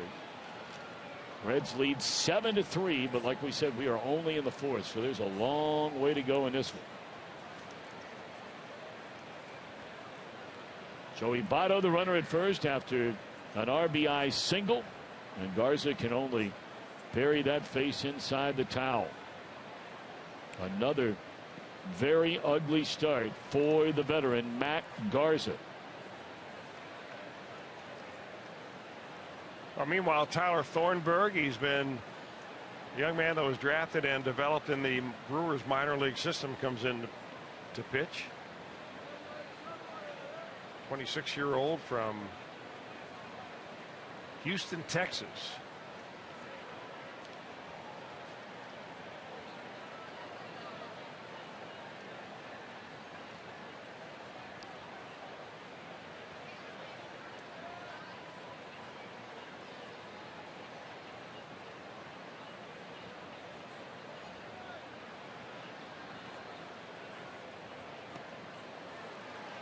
Pretty good curveball right there. Thornburg spent just about all season long down in Colorado, where the Brewers have their AAA team now, the Sky Sox.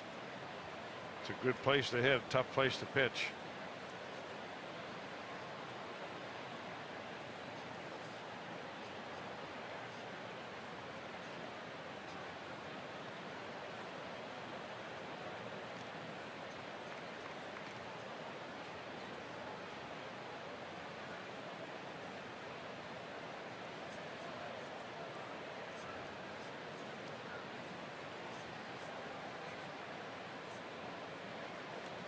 One ball, one strike on Brandon Phillips, and a bouncer to the right side, similar to his first at bat of the night. And Brandon can't believe he's called out by the first base umpire, Bruce Dreckman. I think he went over there as he knew he was out. I think it was kind of a joke. I think you're right. I mean, he puts a big smile on, right? Or maybe not. I'm telling you, he's safe. Now Brian Price is looking at it. Rob Coughlin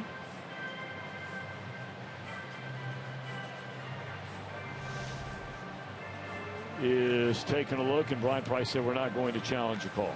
Reds get a run. They get a couple of hits. They leave a man. The Brewers will come to bat in the bottom of the 4th inning. Reds lighten up the scoreboard. A 7-3 lead.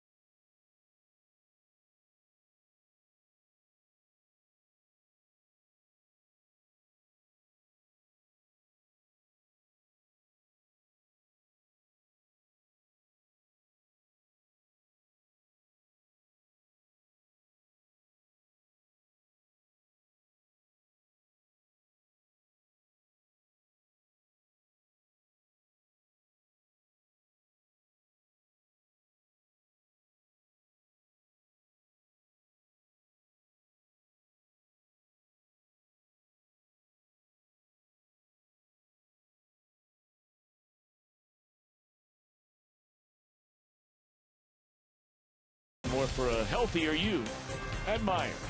And by Cincinnati Children's, ranking 3rd in the country on the U.S. News and World Report's best children's hospitals in America. And as we always do, we wish a special hello to those of you watching over at Cincinnati Children's Hospital tonight. Hoping you had a great day today and praying you have a better one tomorrow. It's been a real good night offensively so far for the Reds, who during this stretch where they dropped 13 of 14, they've only averaged barely over 2 runs per game. But tonight, 7 runs, 11 hits, all of that charged against starter Matt Garza. So now Kivas Sampson, coming off a scoreless 3rd. He faces 7, 8, and 9, the same trio that he faced after being given a 6-1 lead. And you may remember he walked this guy Herrera, allowed a double to the number 8 hitter, and the Brewers wound up scoring 2 runs in that inning. He's fallen behind 2-0.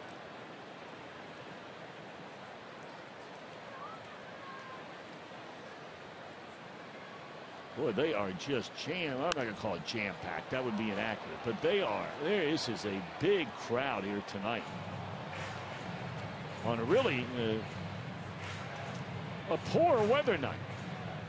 Not inside, it's not. No, 61 degrees was the game time temperature, but it was lightly raining. It's been lightly raining off and on all day long. One-handed by Suarez. And when you consider that the Green Bay Packers are playing an exhibition preseason game tonight against the Philadelphia Eagles, this is a really impressive crowd.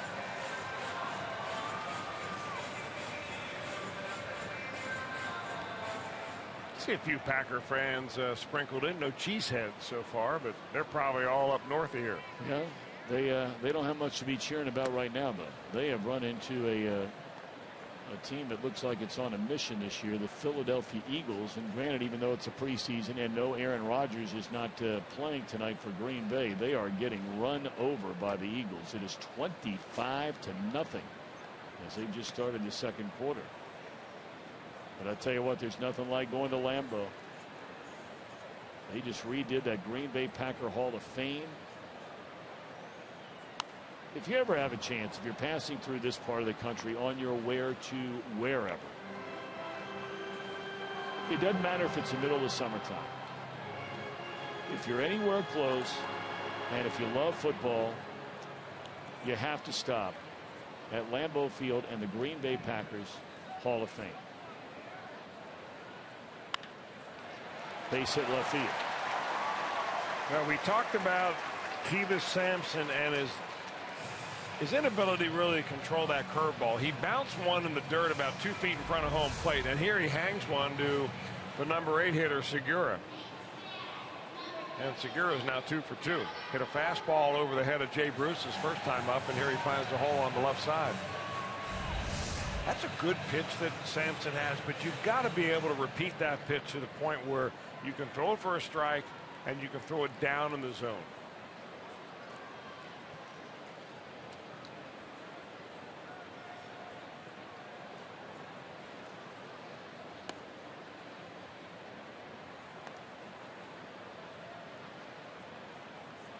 Well, the Reds are coming hard on the corners. I mean, really hard. Thornburg, if he puts the bunt down, is going to be right into a trap.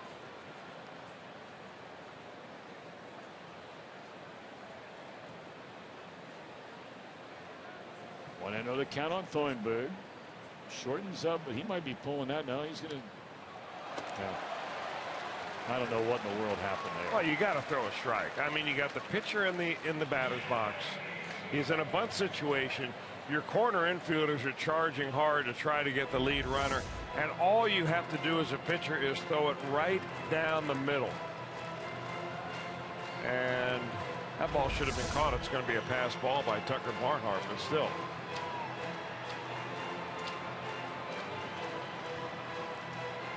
It starts with a strike.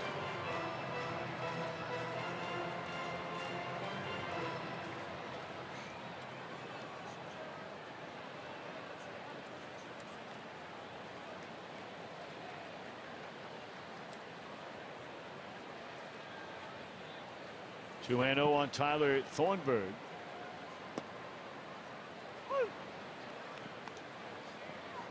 So 2-1 pitcher against pitcher.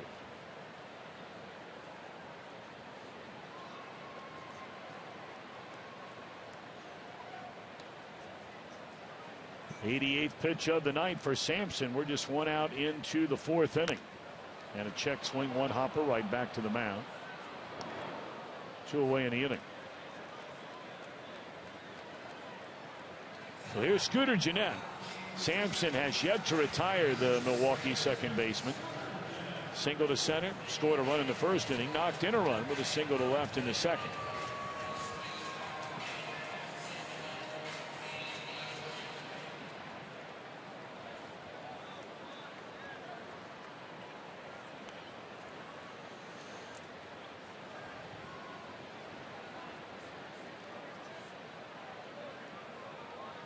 We talked about some of the moves both of these teams have made, being in position where they are in the standings. Gennett fouls it off trying to bunt his way on, and of course the Reds trading away Johnny Cueto and Mike Leake.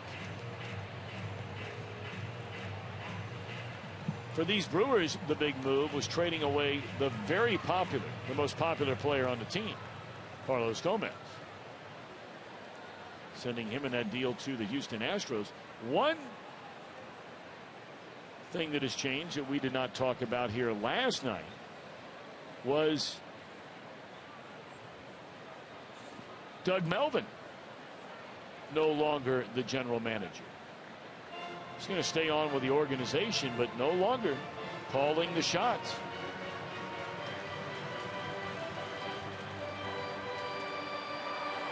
So is that a trend of general managers being shown the door as opposed to managers? I mean, it happened in Detroit. It's now happened in Seattle. It's happened here in Milwaukee. Yeah.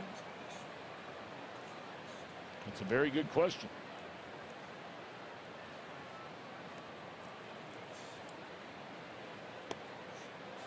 Happened earlier this season in Anaheim. Yep. Where Jerry DiPoto stepped down because he evidently was hooking horns with the field manager, Mike Scioscia. And of course it happened in Boston. 1 ball and 2 strikes. There could be a number of other changes in regard to managers / general managers, and I say that because you look at the situation in Miami. Runner takes off for 3rd. There's a ground ball through the hole in the right field, a base hit. Jeanette is 3 for 3, and it's a 7-4 game. Well, he's been very democratic about his base hits tonight. Jeanette has. One to left, one to center, and one to right.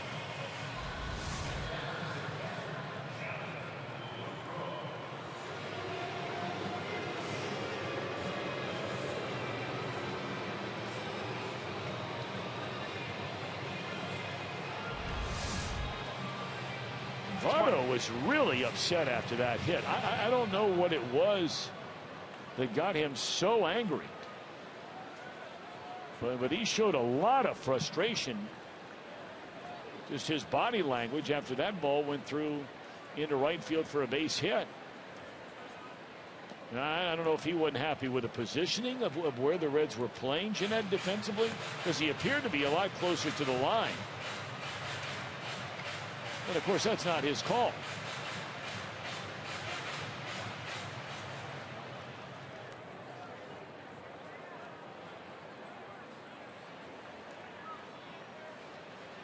But Kiva Sampson is fooling around to the tune of maybe not being able to get a win on a night where your team has scored 7 runs in the first 4 innings of the game. Now, normally you'd see, I mean, if you gave up 4 runs in the first 4 innings, you'd have activity in the bullpen. And the Reds finally do have some activity in the bullpen, but I mean, they would be hot and ready to go.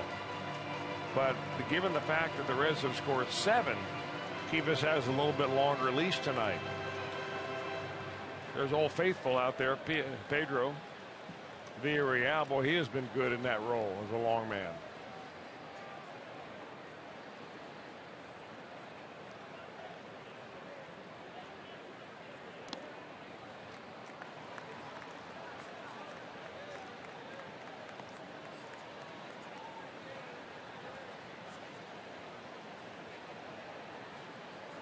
I wish we had the capability of putting a clock on Lucroy and Braun.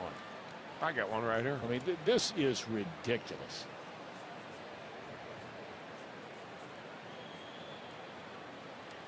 He is knocking on the door of almost 30 seconds since that ball hit Tucker Barnhart Smith, and now it does hit 30. Well, right now, the only thing that the Major League Baseball will do is they will warn the player, and then they will fine the player. They'll find a little memo coming in, the players will, with a $500 fine. And as a couple of the coaches have told me, the players don't feel that's a big deal.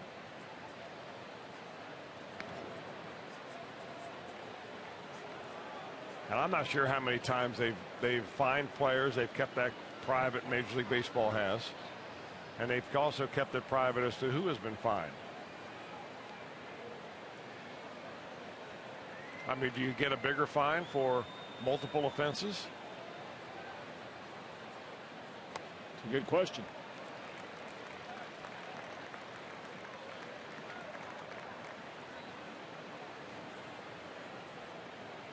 I'll tell you what, if Kiva Sampson walks Lucroy, there's a real good chance that Brian Price is going to come out and get him. I mean, how much leash do you give him?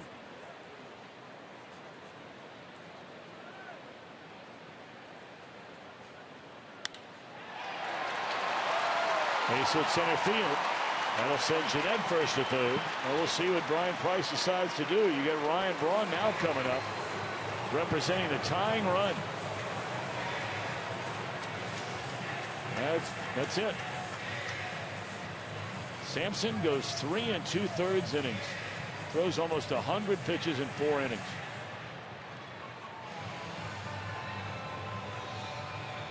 So Villarreal will come on from the bullpen as the signal is given.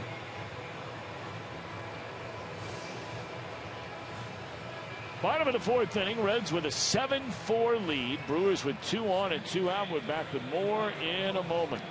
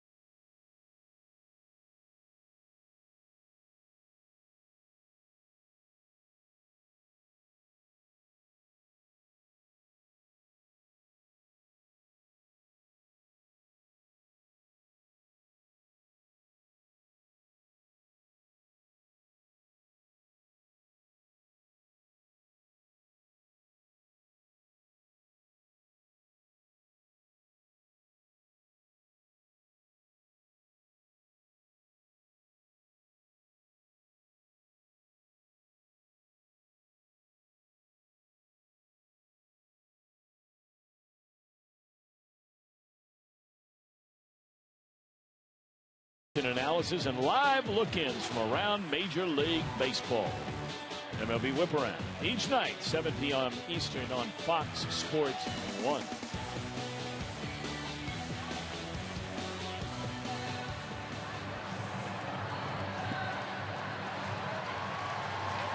Kivas to the Reds dugout. 3 2/3 innings, 7 hits so far. Walked 2 and threw 97 pitches. The Reds gave him leads of 6-1 and 7-3. And now the Reds will hand it to a guy who has just been so dependable for them. Once he stayed regularly instead of going up and down from the major league level to the minor league level. Pedro Villarreal. And he has been good, and he, the life of a long man is that you come into ball games in which you're normally losing. The Reds are 4-20 in games in which Pedro Villarreal pitches, because as a long man, you're a mop-up man. But this is not a mop-up action here.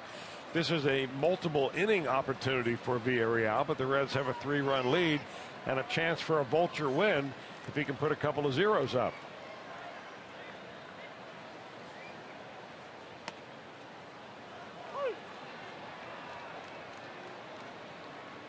That's what he did against the Dodgers when he came in. Similar situation on Wednesday. That was a game when the Reds were behind, 6-0.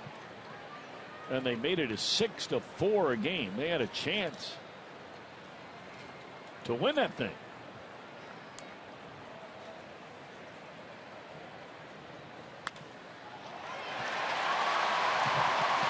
Nice piece of hitting there by Ryan Braun. That'll plate Scooter Gennett at 7-5. Well, he had a feeling that Villarreal was going to go right back out there. He threw a first pitch fastball outside. He threw another one in the same spot, and Braun is just too talented. I mean, he just goes right with it and knows there's a hole there, with the first baseman holding the runner.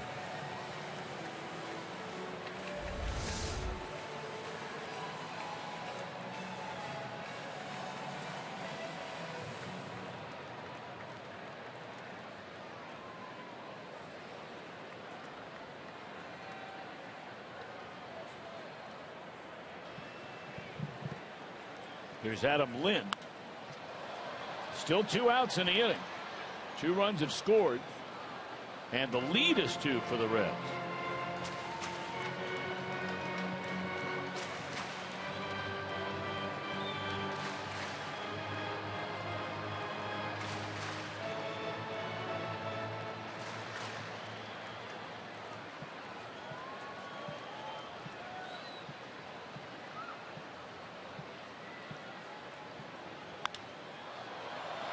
That one has popped up a mile high.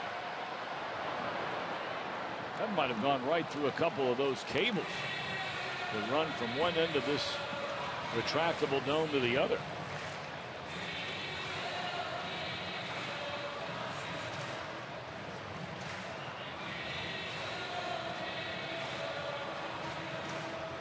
There you get a look at them.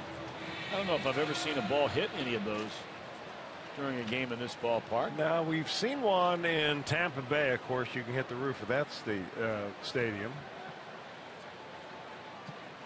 Used to see it from time to time off a speaker in your old ballpark in Montreal. Mm-hmm.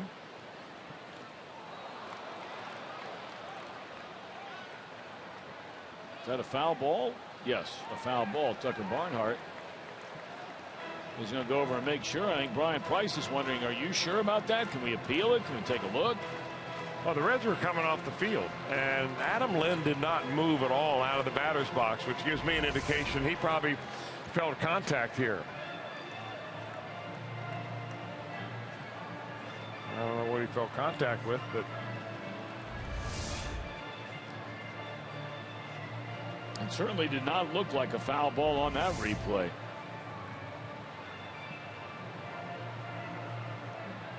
Hard to tell there. Third base umpire and the crew chief, Tom Hallion, will come down.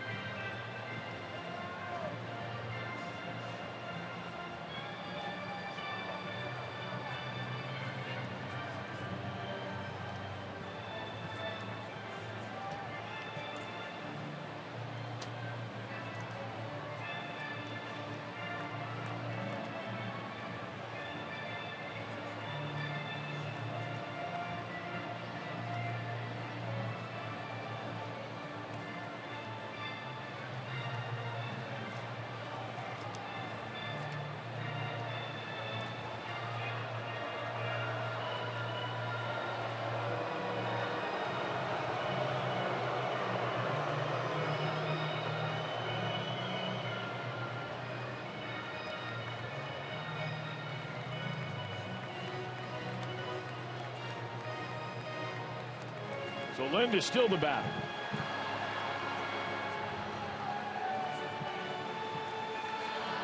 And Villarreal ahead in the count at 0-2 strikes.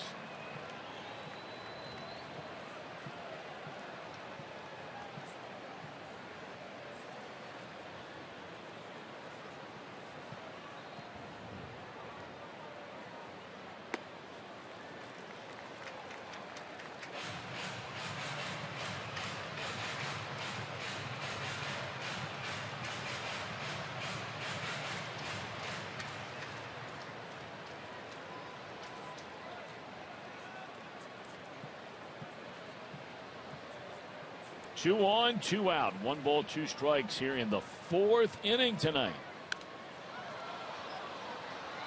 And Lind hanging around.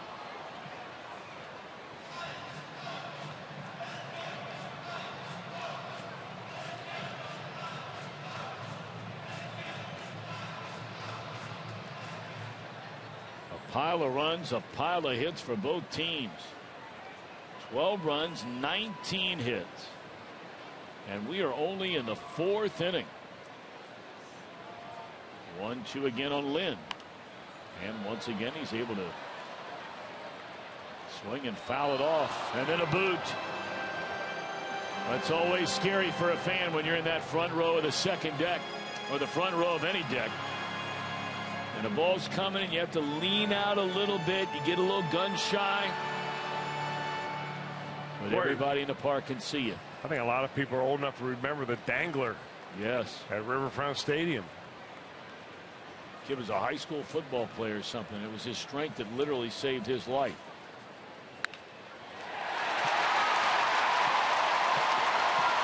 Base hit will knock in another run. And it's a 1-run game. All of these runs charged to Sampson. On base hit surrendered by Villarreal.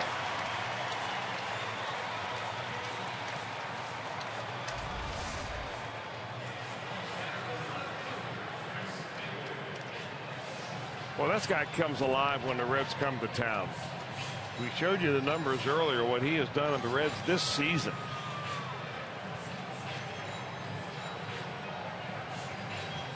Now, there have been 13 runs scored in this game. Here we are on the bottom of the 4th inning.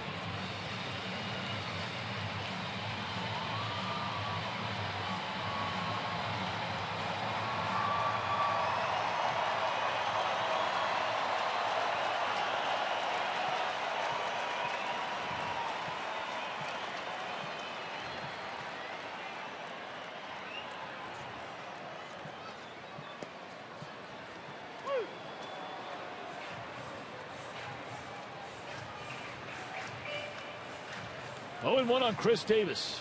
He is the 8th man to bat in what is so far a 3-run Brewers 4th inning. And he is one of the hotter Brewers. We talked about it last night. This guy is on a home run binge right now.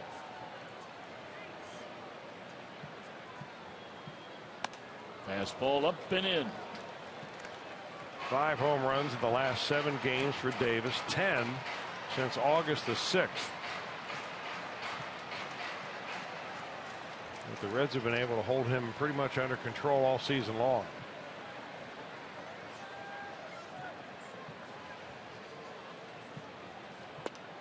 Breaking ball away. 2 balls and a strike. You can just tell the way Davis sets up in the batter's box. I mean, watch him. I mean, he is looking for something to yank and hit a long, long way.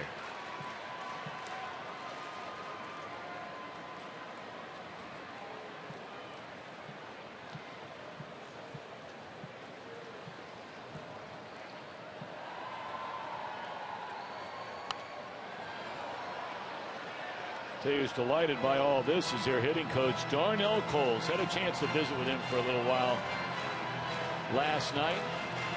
Oh, what a pleasant guy. Really nice guy. He played 1 year for the Reds back in 1992. Has managed for 4 years in the minor leagues. I had a chance to meet his wife Sherry last night. He was telling me they're celebrating their 32nd year of being married. Well, they've done a lot of traveling together for a long time.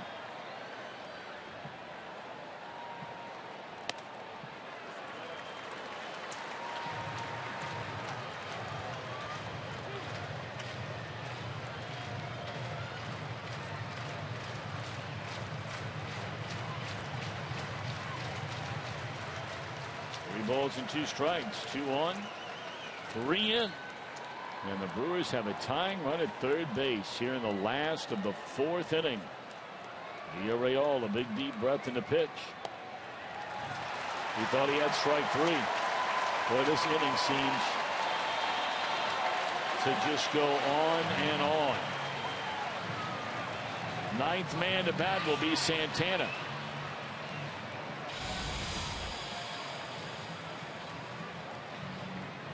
Clearly low.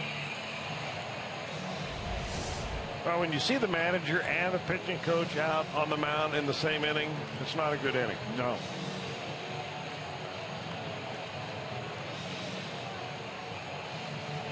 And they've got a guy coming to the plate in Domingo Santana who's got enough power to excite this crowd.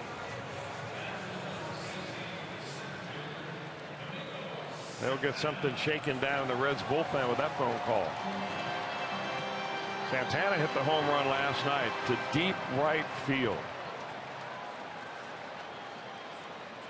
Hit in the 7th inning off Raisel Iglesias.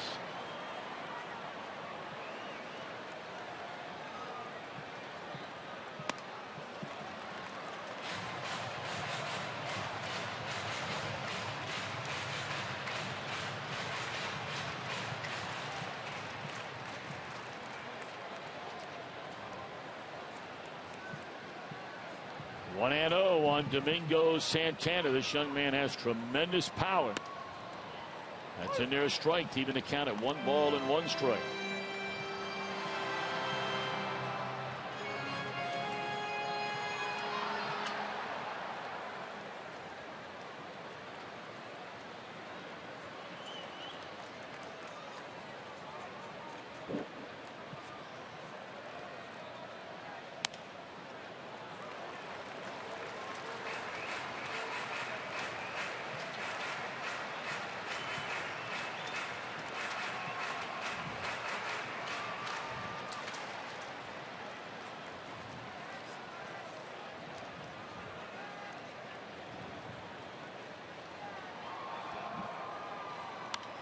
Big swing on a 2-1 pitch and fouled back out of play.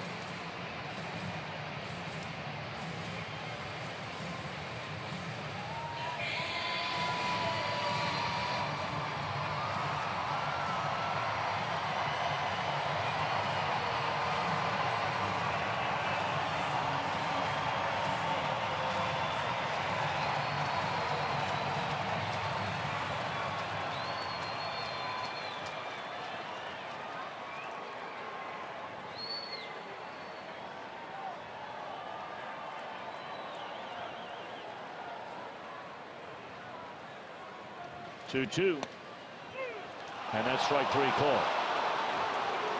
The inning is over. 3-run 4th, 1-run game as we go to inning number 5.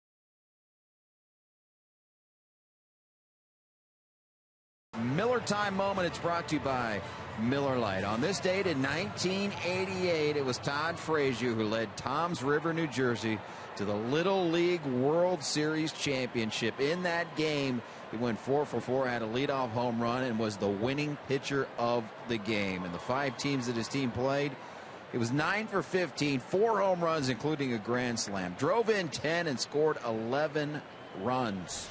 45 players have played in the Little League World Series and have gone on to the big leagues. Only one of them has won the home run derby. That would be Todd Frasier. Went up to him before the game. I said, "You know what today is?" And he goes, "Oh, yeah. It's the day we won the Little League World Series." He knows it and preaches it. Goodness, look at this. A bomb off the facing of the second deck by Frasier on the second pitch in the 5th inning. Mr. Welsh, we could be in for a wild night tonight. Right on cue after that terrific lead-in by Jim Day talking about the anniversary of Toms River winning the Little League World Series, in which Frasier hit home runs in that game to win it. He hits one right here to give the Reds a 2-run lead.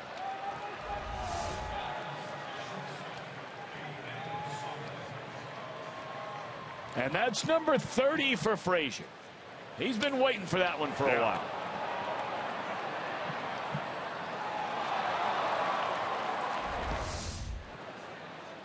He's been waiting quite a while.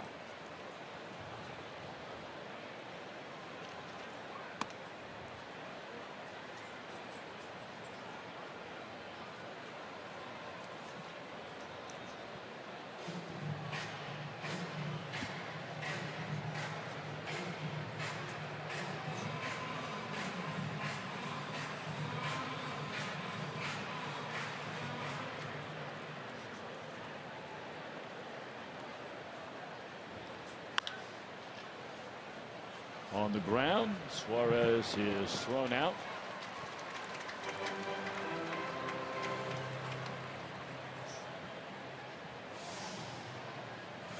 One away here in the 5th.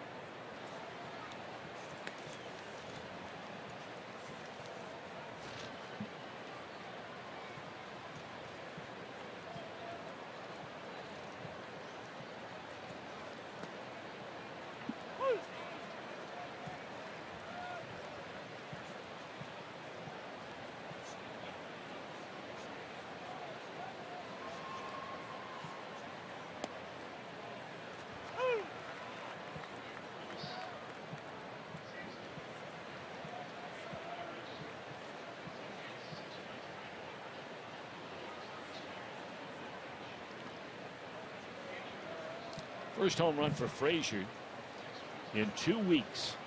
His last home run came on that long road trip along the West Coast in Los Angeles. But home run number 30.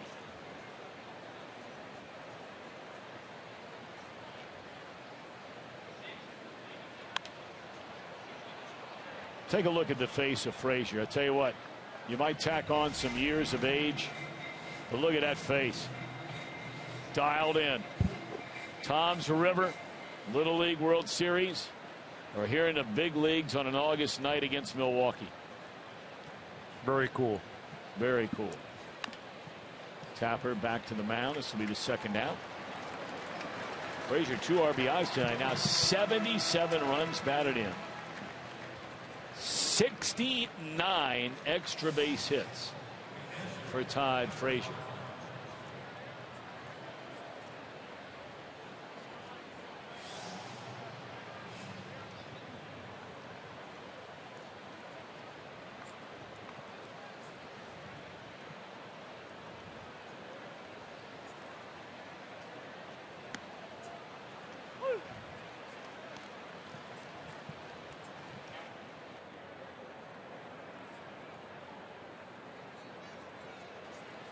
Oh, and 1 to count.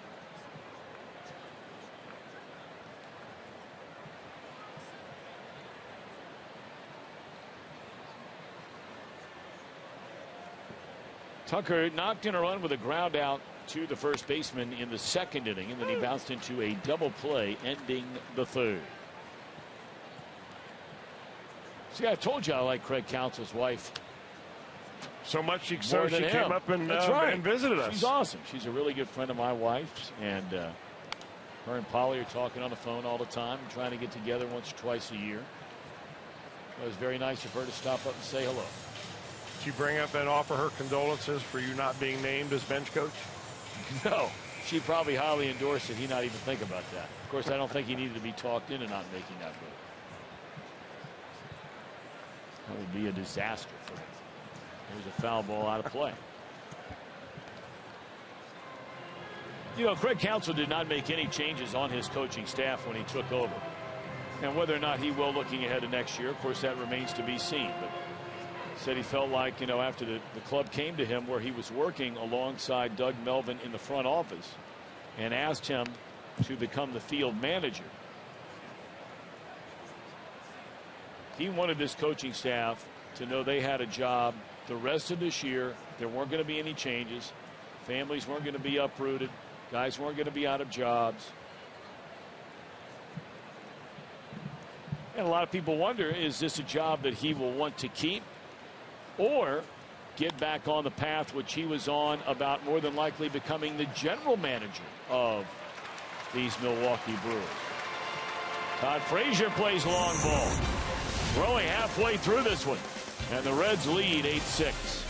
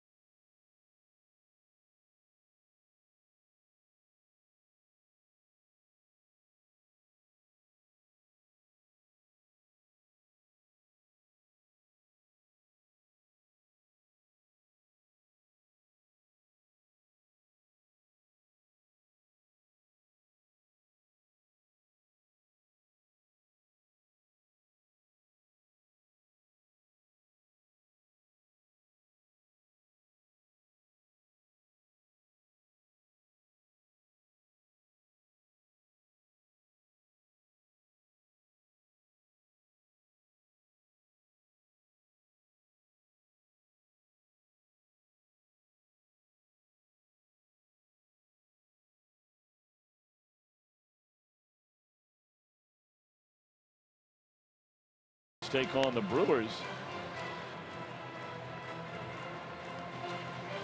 Post-game fireworks featuring a Grateful Dead soundtrack presented by the Cincinnati Arts and Technology Center. 381 REDS.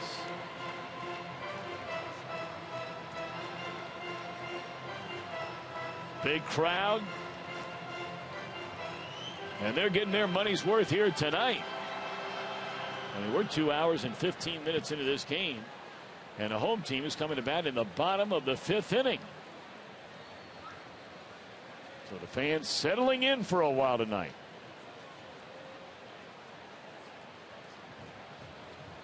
Pedro Villarreal on in relief of Kivas Sampson, who allowed all 6 Brewers runs in his 3 2/3 innings. Base hit surrendered by Villarreal. Allowed the last 2 runs to score. And he struck out Santana, the 9th man to bat in that 3-run fourth with the bases loaded.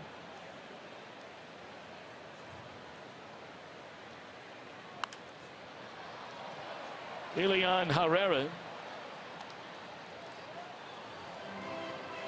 has walked, scored, and grounded out to the shortstop. The thing that's amazing about that inning is you go back and you look at it. You had a ground ball to the shortstop by Herrera to begin the inning with Sampson on the mound. Segura single. The pass ball turned out to be a huge play in the inning because the pitcher was going to bat the way things have gone here tonight. If there's a runner at first there, obviously they ask the pitcher to bunt. Now, whether or not he gets that bunt down, we'll never know. But assume for a second he doesn't, and that the lead runner is cut down trying to advance. You have the pitcher at first with 2 outs in the inning. But after the pass ball charged to Barnard, they let the pitcher swing away with 1 out. He tapped out to the mound. And then it went single, single, single, single, walk before the inning came to an end.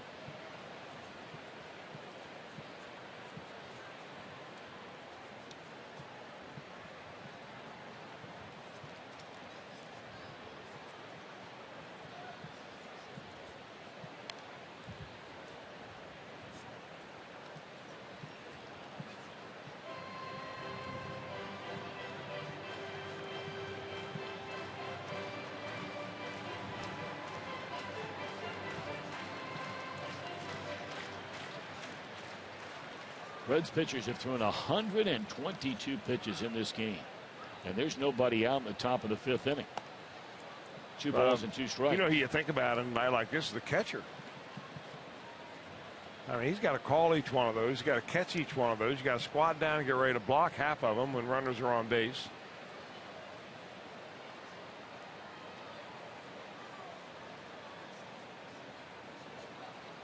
Two pitch. That's another thing that all the pitchers in this game have had a hard time doing. Once they get to 2 strikes, they just can't put anybody away. Boy, Lars Herrera had 2 strikeouts, and Sampson only had 3. Herrera's almost putting himself away right there. He batted a ball off, it looks like his back leg, which is nearly impossible to do. Young man originally signed by the Dodgers from San Pedro de Macorís, Dominican Republic.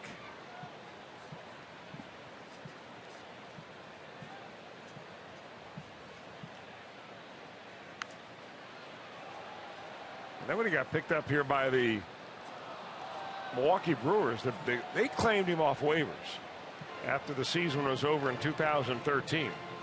He played with the Brewers in 2014. Then this year, in June, they designated him for assignment. But at the end of July, when the Brewers traded away a couple of players, Carlos Gomez, Mike Fiers, to the Astros, they needed another player. So he rejoined the team then.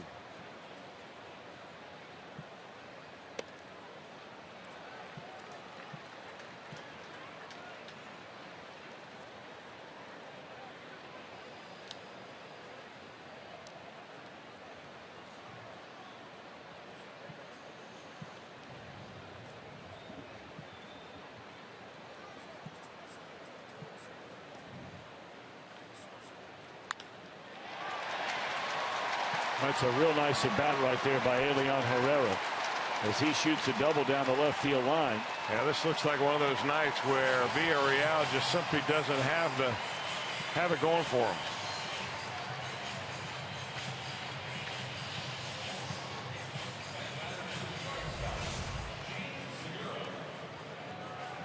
Sometimes you tip your hat to the hitter, and you got to do it right there if you're Pedro, because that is just good hitting. And that will get some action down in the Reds bullpen.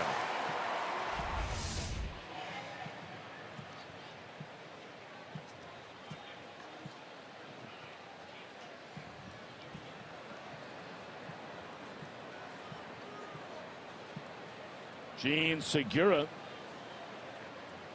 a double, a single, and has scored a couple of runs. Shows bunt, pulls the bat away, ball 1.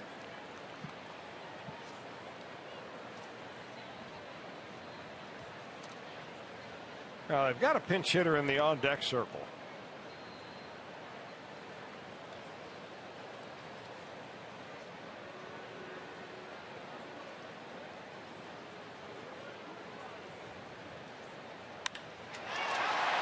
Line drive, center field, base hit. And the Reds have action in their bullpen because, as you said, first time in a long while we've seen Villarreal not sharp.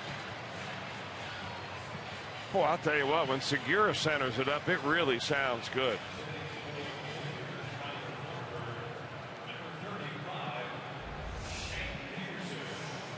He was going to bunt early and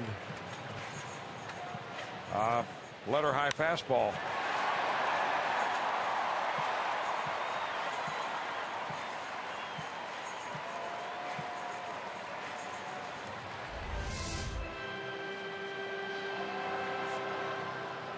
Boy, just when you think 8 is enough. Yeah. They had the tying run at first base and the go-ahead run at the plate. And nobody out. Shane Peterson, the left-handed hitting pinch hitter. And the obligatory scouting report delivered by Jeff Pico.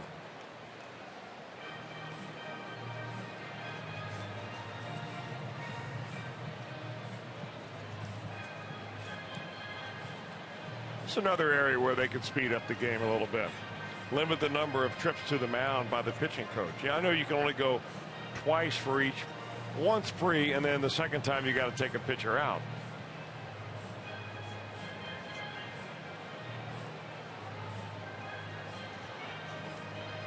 To me, that would be too complicated of a scouting report right there if it takes that long to deliver. Peterson looking for his first home run in 174 plate appearances. He's hitting .263. Left-handed hitter, probably likes it out over the plate. Crowd him with fastballs in, slow stuff away.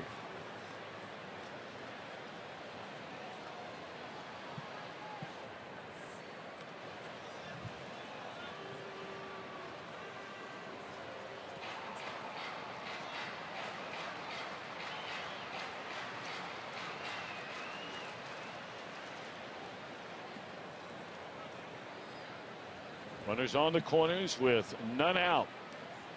This Reds 2-run lead very much hangs in the balance. They pitch out. Segura's not going anywhere. They want to see if there's any chance a squeeze might be on. But kind of funny that play because Villarreal never looked back to first base after he came to a stretch position. I wonder if he may have given it away.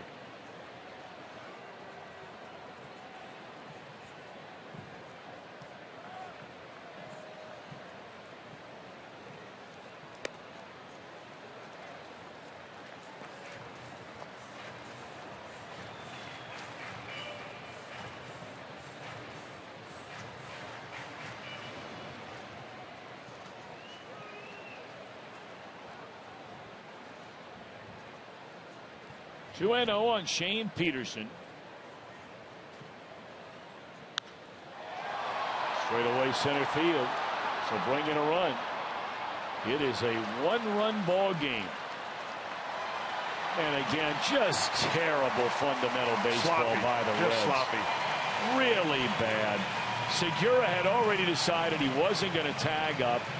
From first to second. Yeah. And once the ball got away from the cutoff man, he just basically walked into second base.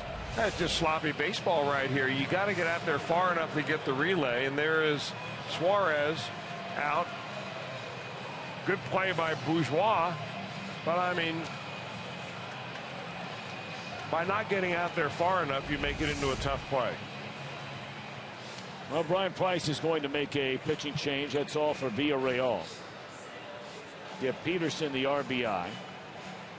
An error is charged to Suarez, the shortstop, allowing the runner to go to second base. That's the second play tonight on a routine cutoff throw where the ball has gotten away from the infielder handling the throw.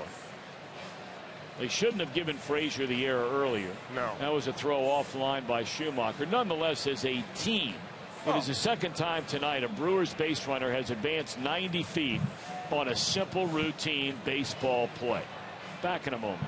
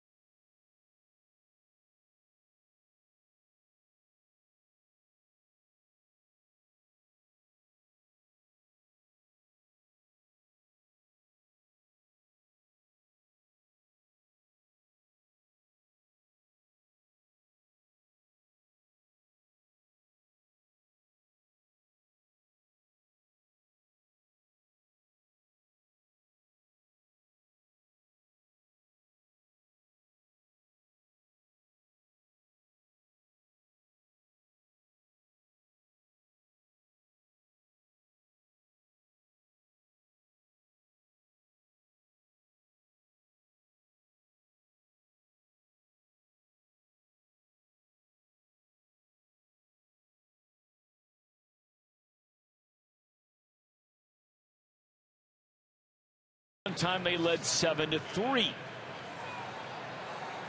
The Brewers score 3 times in the bottom of the 4th inning. Reds get one of the runs back on the Frasier home run in the top of this 5th. And here in the bottom of the inning, the Brewers have scored a run. So De Jesus, part of a double switch, takes over for Schumacher in left field. And now on the pitch with a runner at second base and 1 out is Burke Badenhop. Very short outing for Villarreal. They expected multiple innings out of him. They only got multiple outs, 2/3 of an inning.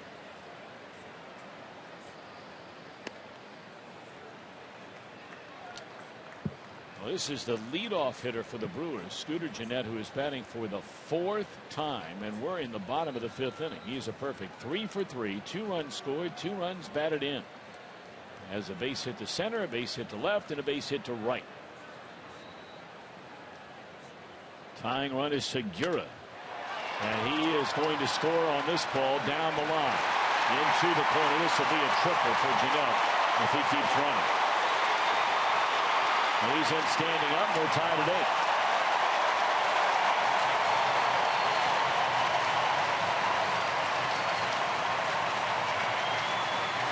So we start all over again. I mean, Scooter Gennett is simply going to ruin his spray chart because his hits tonight are all over the place. 1 to left, 1 to center, 1 to straight up right field, and now down the right field line.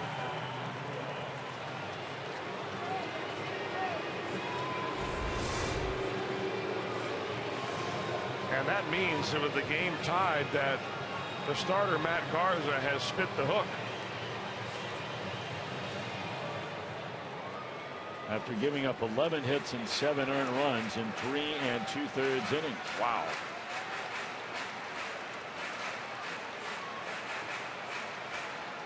All right. Infield in now as the Brewers are making a bid for their first lead tonight. The closest they were until the 1-run deficit just a second ago was 2-1 at the end of 1. The Reds scored 4 times in the second to go up 6-1. Brewers scored to make it 6-3 at the end of 2, coming up with a pair in the second inning. Reds went up 7-3 with a run in the 4th. Brewers get 3 in the bottom of the inning. Reds are running the 5th. Brewers have tied it with 2 here in the bottom half of the 5th. And it's 0-2 on Jonathan Lucroy.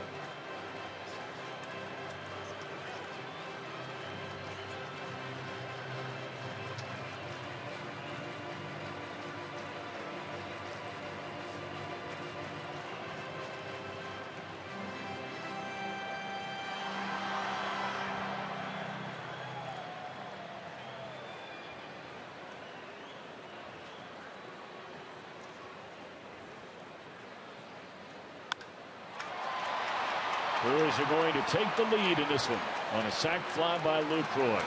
That will play Gennett. 9-8 Milwaukee.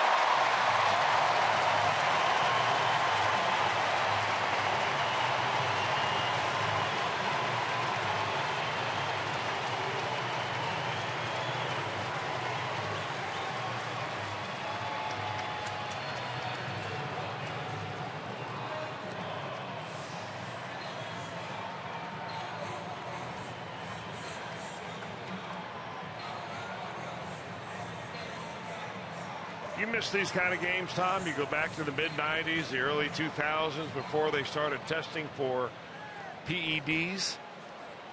We would regularly have 17 runs scored by around the 5th inning. You miss them? No, do you? No. So it's a throwback game in yes. kind of a way. Yes.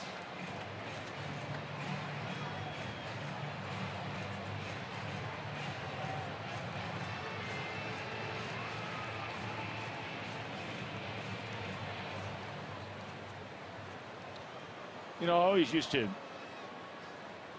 at our Fox baseball seminar every year, and part of going to the seminar there is an independent research company comes in and gives you all kinds of data on multiple different things about what fans like inside of a broadcast, what they don't like. And it's very scientific. A lot of hard work goes into gathering this data over the course of a year. And, you know, trends in television or trends in sports watching television, who's watching, how old are they, all those kinds of things. And, you know, it always showed that fans say they love the 10-9 slugfest. And I would always ask the question, well, if they love it, I said, have you ever been to a game when it's 10-9 and a game starts and you have 34,000 in the stands, and when the game's over there's about 22,000 in the stands?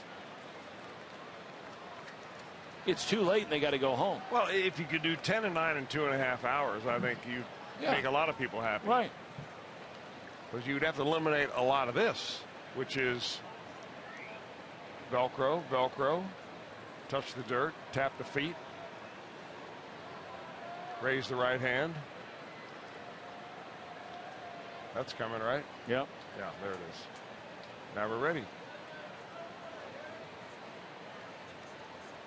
2 balls and 2 strikes. And that'll end the inning. So Badenhop comes on to get the only 2 batters that he faces. End of 5. Brewers lead 9-8.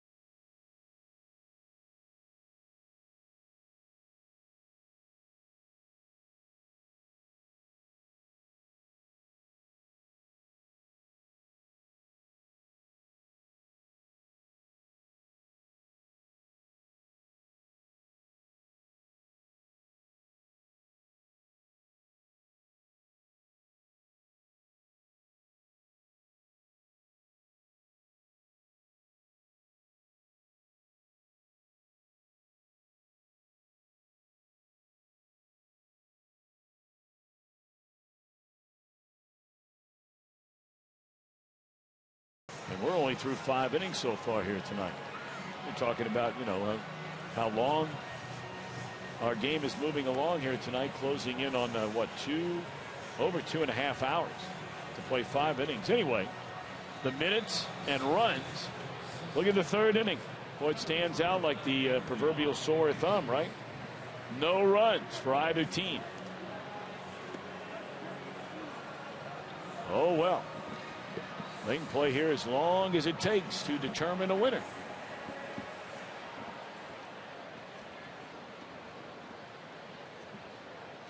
Cesar Jimenez, a left-hander, will come on from the Milwaukee bullpen. 30-year-old left-hander, native Venezuelan. Been around a while. He broke in with the Seattle Mariners at age 21.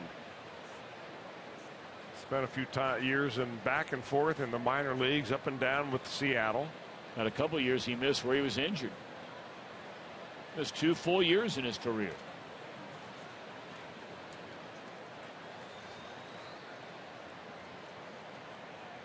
And yet only 30. De Jesus bats for the first time. He's batting in the number 9 spot in the batting order. So we'll see if the Reds can crank their bats back up. Scored single runs in each of the last 2. They've scored in, well, both teams have scored in the exact same inning. And only 1 inning, a top half and a bottom half, that was a third, did the teams fail to score. They scored in every other half inning. Glove side to Herrera, 1 out.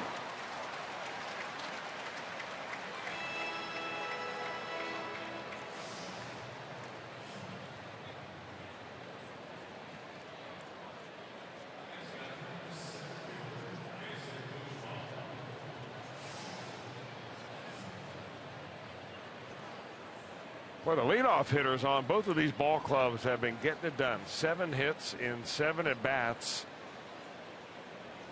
Give the nod to Scooter Gennett there with 3 runs batted in and 3 runs scored.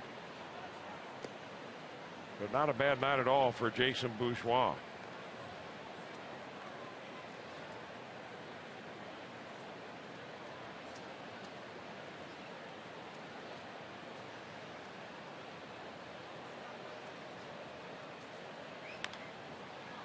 Tapper down to third. Again, Herrera will handle it, so a leadoff man can be retired.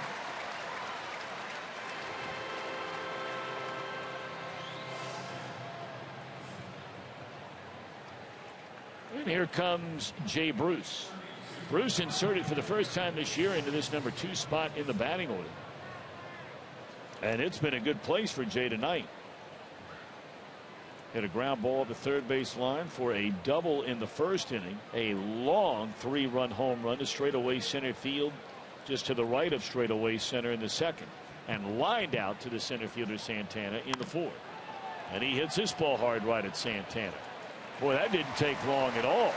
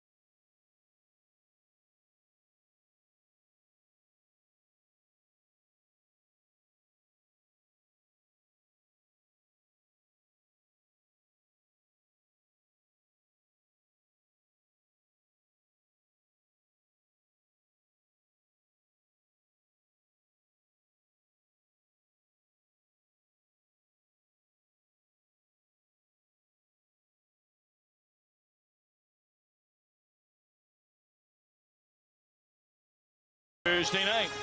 That's right. Less than a handful of days away now. Jim Harbaugh makes his debut at his alma mater, head coach at the University of Michigan. He'll travel to Utah to take on the Utes. Coming your way on Fox Sports 1, streaming live on Fox Sports Go.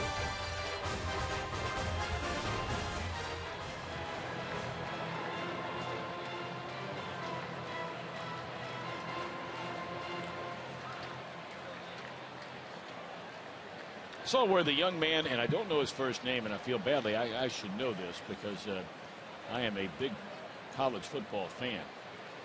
But the young man, I know his last name is Bolden. Plays at the University of Michigan. And he's from Coleraine High School. Joe Bolden is his name.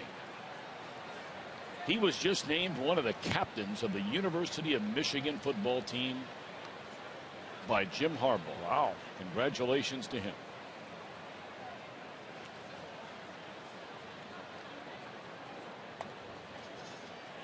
Eight runs, 12 hits for the Reds. 9 runs, 12 hits for the Brewers.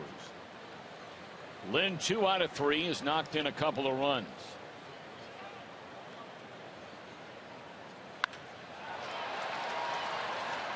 Line drive. Oh, that had a lot of top spin or knuckling or something out there. I think that thing fooled Bourgeois. He made a nice play on this ball. Boy, Lynn just crushes this pitch. And that was a knuckleball.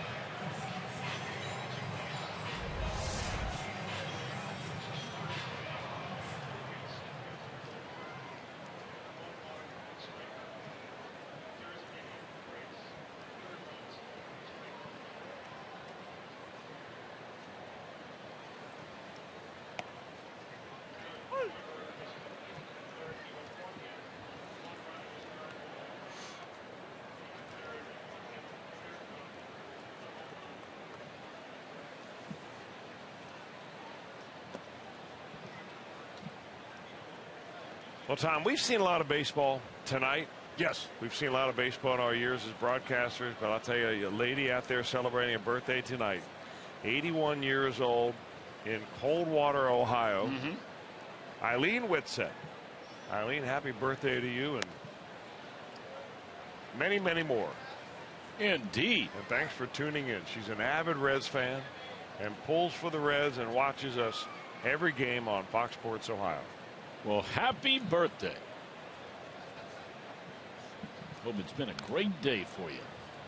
See if the Reds can't come back and get her a win on her birthday. They're down a run here in the bottom of the 6th inning.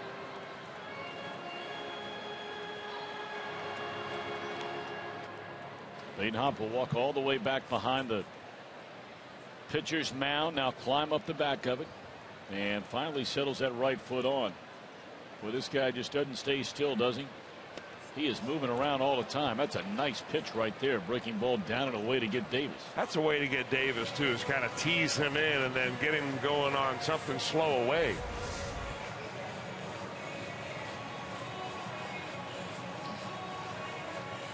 Badenhop is a guy that really is at his best when he pitches below the hitting speed rather than trying to pitch above it. Here's Domingo Santana. He and Davis have been the quiet ones in this lineup. You take away the pitchers, and everybody in this lineup has a base hit except for Davis and Santana.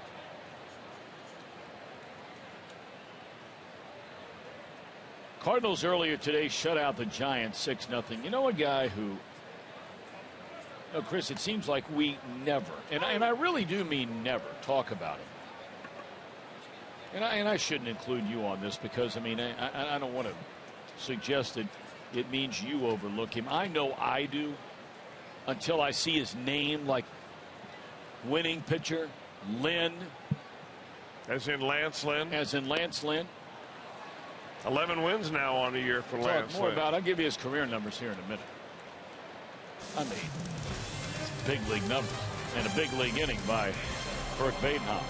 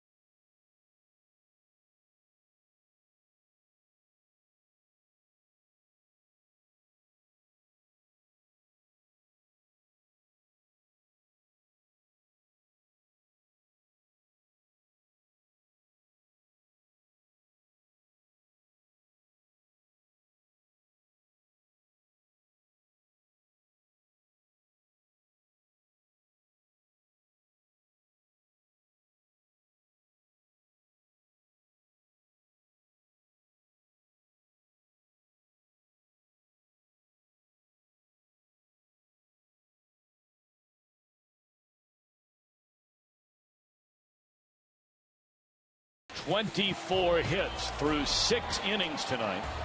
Frasier gave the Reds a 6-1 lead. Bruce, I beg your pardon, with a 3-run home run and a 4-run second inning. But back came the Brewers. As Kiva Sampson could just not put it together.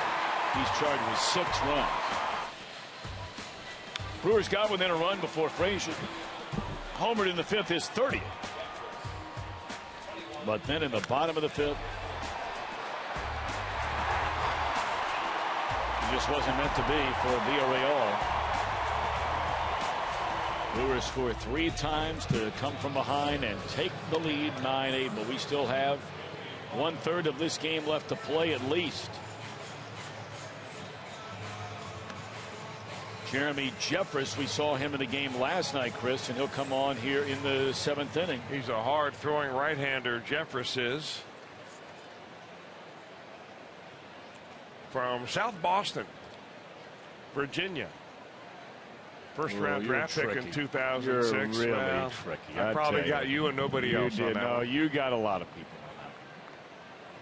Hard thrower. Once was trying to be a starter, and now they've put him in a relief corps. He's matured a little bit, and a big cog in his bullpen, at least going forward. He hopes at age 27 to be here for a while. Well, you know,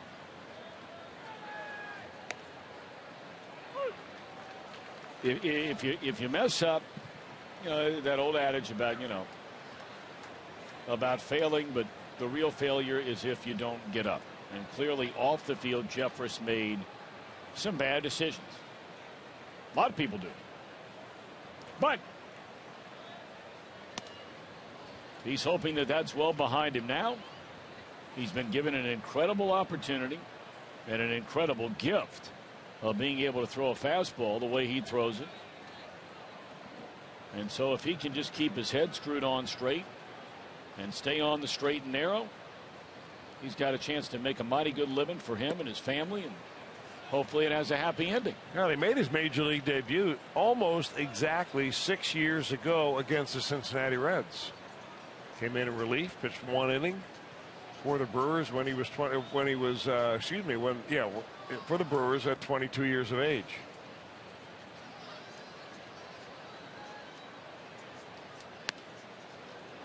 Fastball to Joey Votto is 2 balls and a strike. And now 2-2. Votto to be followed by Phillips and Frasier. Now Joey's going to take his time getting in the box.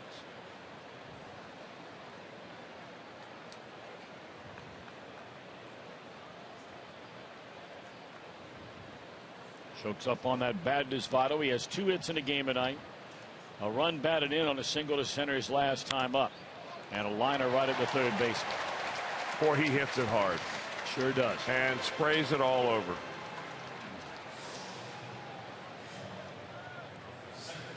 $34,365 in attendance here tonight. Great crowd. You know, I started to ask you about the name Lance Lynn. Now, you know, all these years it seems like the Cardinal pitching staff has always been dominated by the big name and or names. For so many years it was Chris Carpenter. More recently Adam Wainwright. And as of right now, with Wainwright injured, it's Michael Wacha. But you know what? At the end of every year, you go through the stats of the Cardinals, and every year, like falling out of bed, 14, 15, 16, 17 wins, there's Lance Lynn. Wins his 11th game of the year. In his career,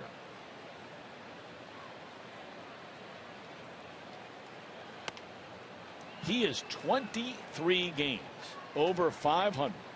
59 wins against 36 losses. 36 losses is it for Lance Lynn. Now, he's been on good teams, but you still got to go win games. And his career earned run average is 3.3. But it's better this year than it's ever been. It's 2.8. And boy, if there is one lightning rod pitcher of the fan base in St. Louis, Missouri on those Cardinal teams the last 4 or 5 years, it has been Lance Lynn. I mean, you bring up his name, you will get stronger reaction, good, bad, and indifferent, than any other player they have on their team.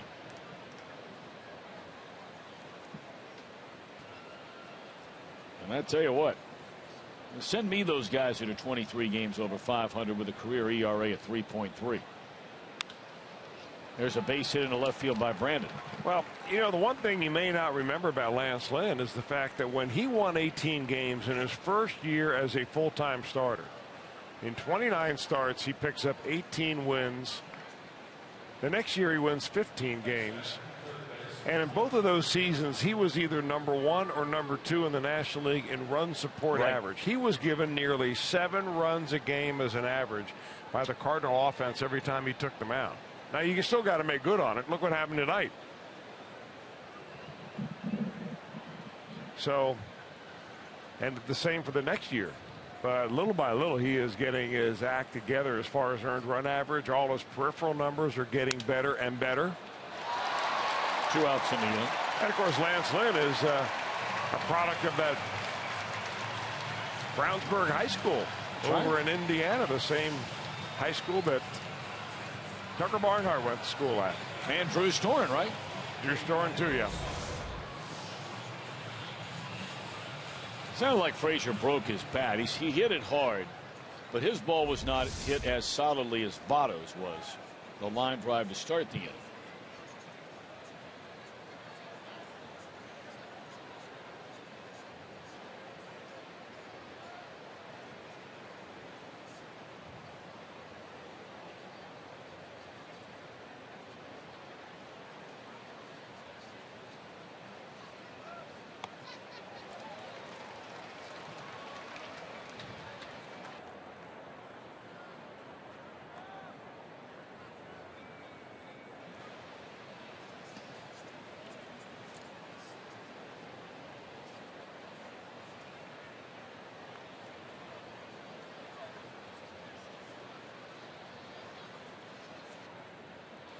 Oh, and 1 the count on Suarez. Reds batting in the 7th, trailing 9-8.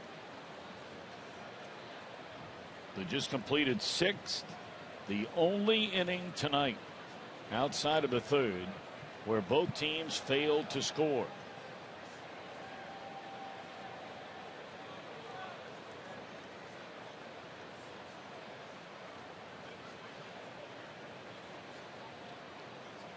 The Eugenio 1 of 3, singled and scored in the 4-run second.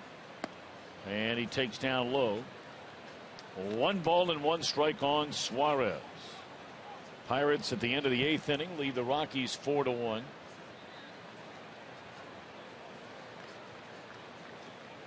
Cubs in the 3rd, a 1-0 lead over the Dodgers. The Mets lose tonight.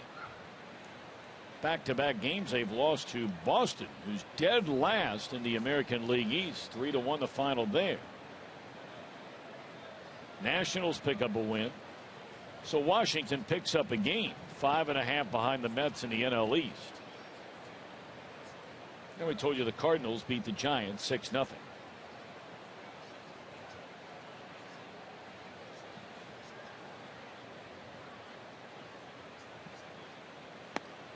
Tell you the team is trying to get back in the race, and I mean doing it really under the radar, is the Cleveland Indians.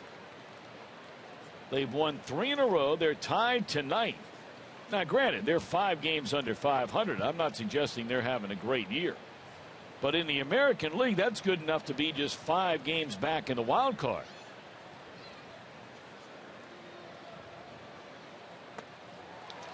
Suarez, a swing and a miss, 2 balls and 2 strikes.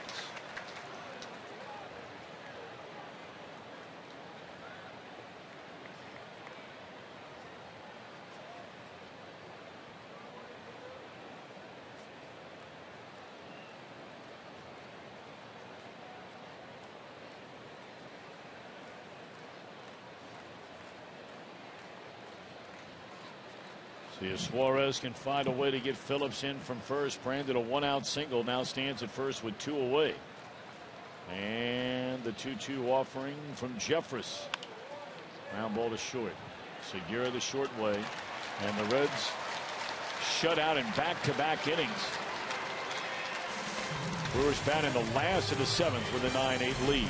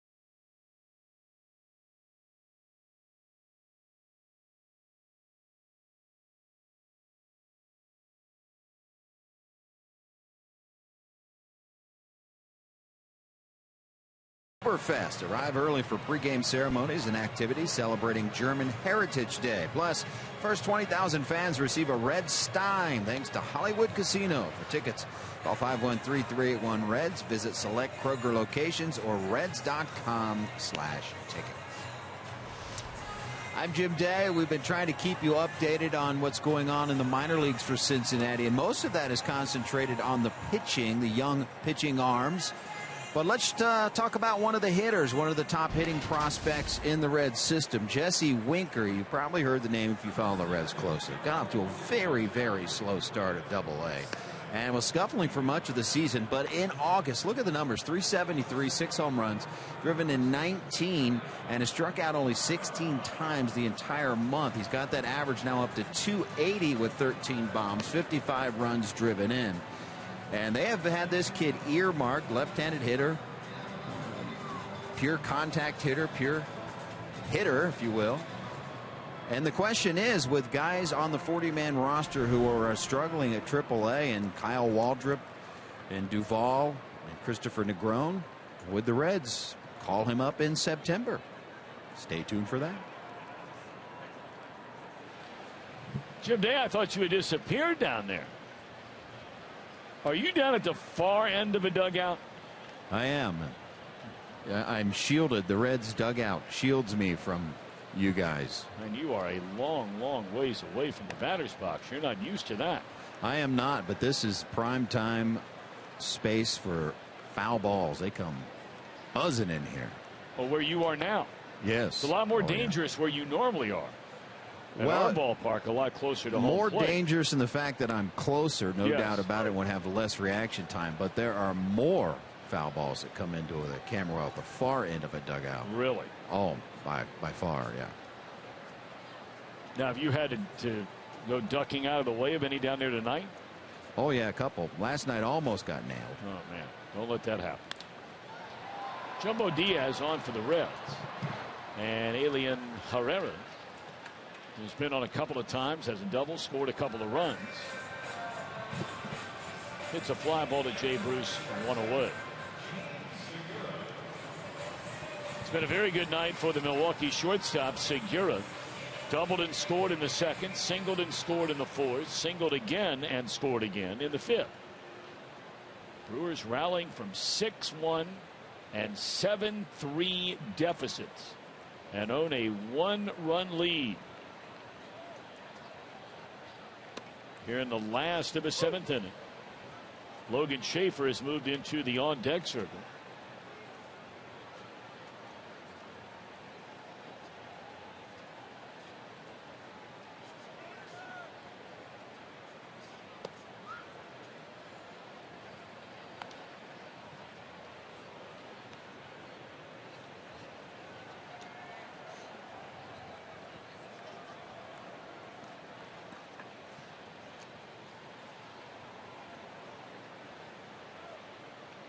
Badenhop did an excellent job tonight. He allowed one hit, no runs, struck out 3 in an inning and 2/3. Did I get that right? Yep. Yes, you did. Inning and 2/3.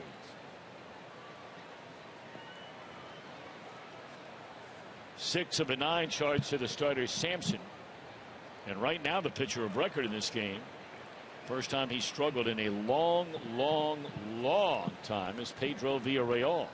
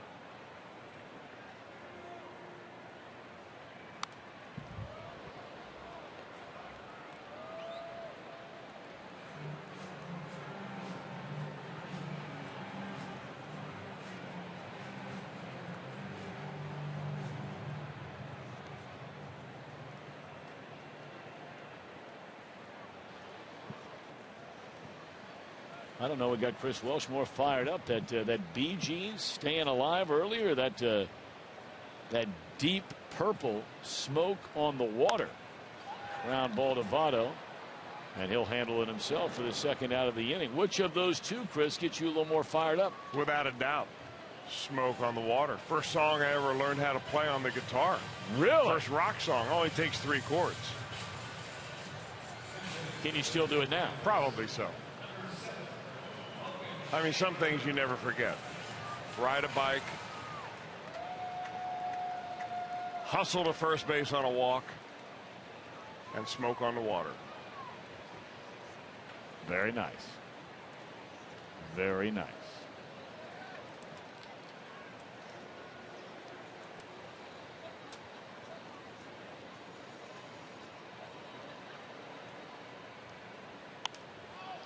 Popped up, and Jumbo takes care of Logan Schaefer on one pitch, and the Brewers in a 1-2-3 7th. We're off to the 8th. Reds trail 9-8.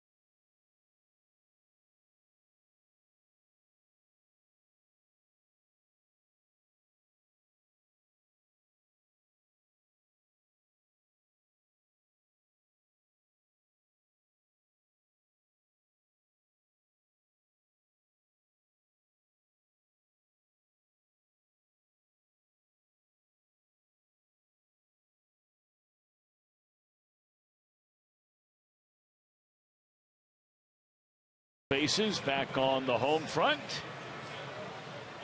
Big crowd tonight, nearly a little better than 34,000 on this Saturday night, where it's been raining pretty much off and on all day, all night, but very comfortable inside the ballpark with the roof closed up. 9-8, Milwaukee in front, and taking over on the mound. We saw him work a scoreless but shaky 8th inning last night. He did get Joey Votto to ground into a double play with 2 on to end the 8th inning, and that's Will Smith. Well, he comes in this ball game to face a pinch hitter for Schumacher in his spot. So we're going to have Ryan Lamar, right-hander, and then a switch hitter in Tucker Barnhart. And then Ivan De Jesus Jr. That was all part of the double switch when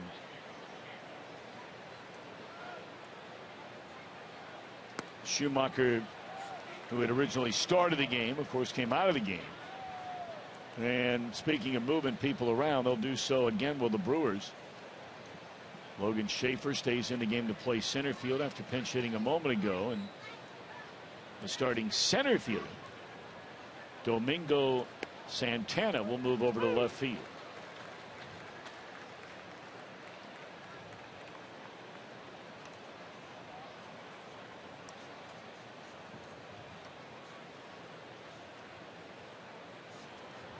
All right, let's see if Ryan Lamar can get something going here.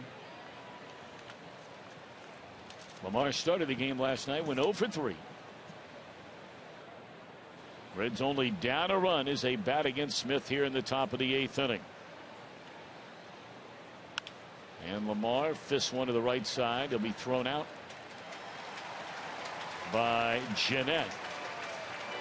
One gone. Well, as promised, it's time for us to take a look at your strong fan photo of the night. And you can send yours to hashtag Ohio Data Strong Fan. It's brought to you by T-Mobile. Oh, my goodness, Amy.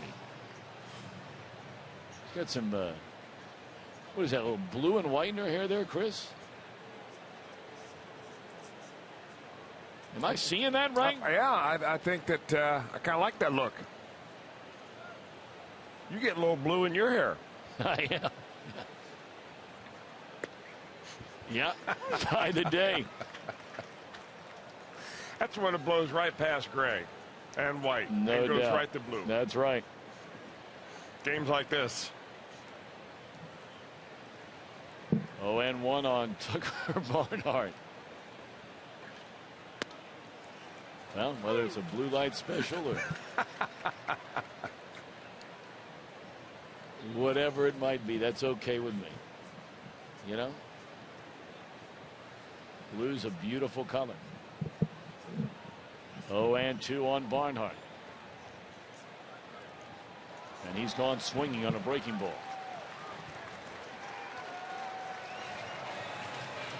This Milwaukee bullpen has really done an outstanding job here tonight. Thornburg allowed a run in an inning and a third. Jimenez a scoreless inning. Jeffress a scoreless inning. And now Smith 2/3 of the way through what is in pursuit of a scoreless inning.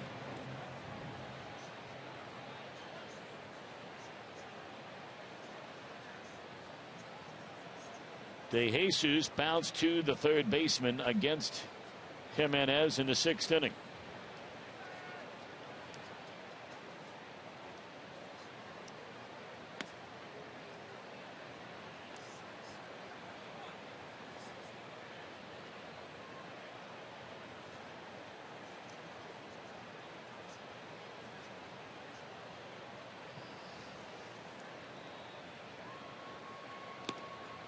Two and 0.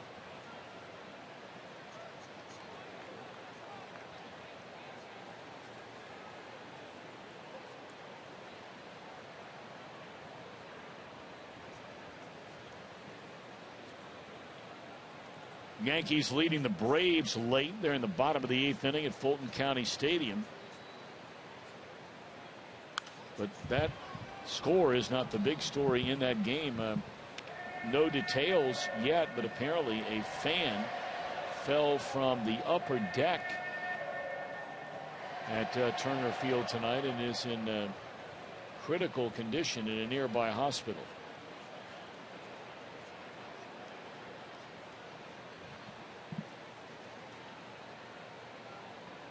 We certainly hope and pray that situation has a better ending to it.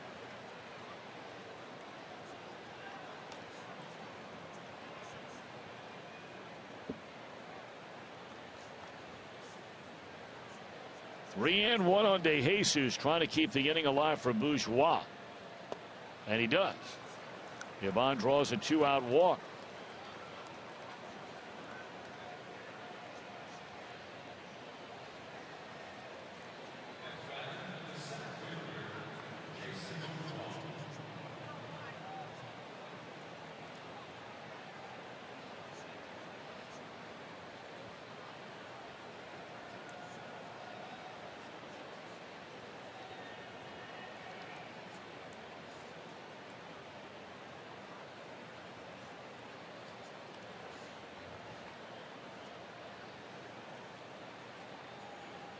Well, if Jason could use the right side of the infield, he would be able to send De Jesus the third with just a ground ball over in this area.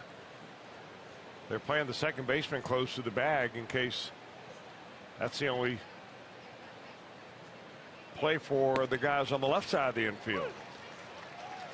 Well, Jason has 3 hits tonight. He scored 3 times. All of his base hits They've been almost up the middle. A couple of them a little bit left of center, but pretty much in that gap between shortstop and second base. Well, we know he's more than capable of hitting that ball to the right side. And Smith paying a lot of attention to DeJesus, who's really not been a threat to run at all since being brought up from Louisville.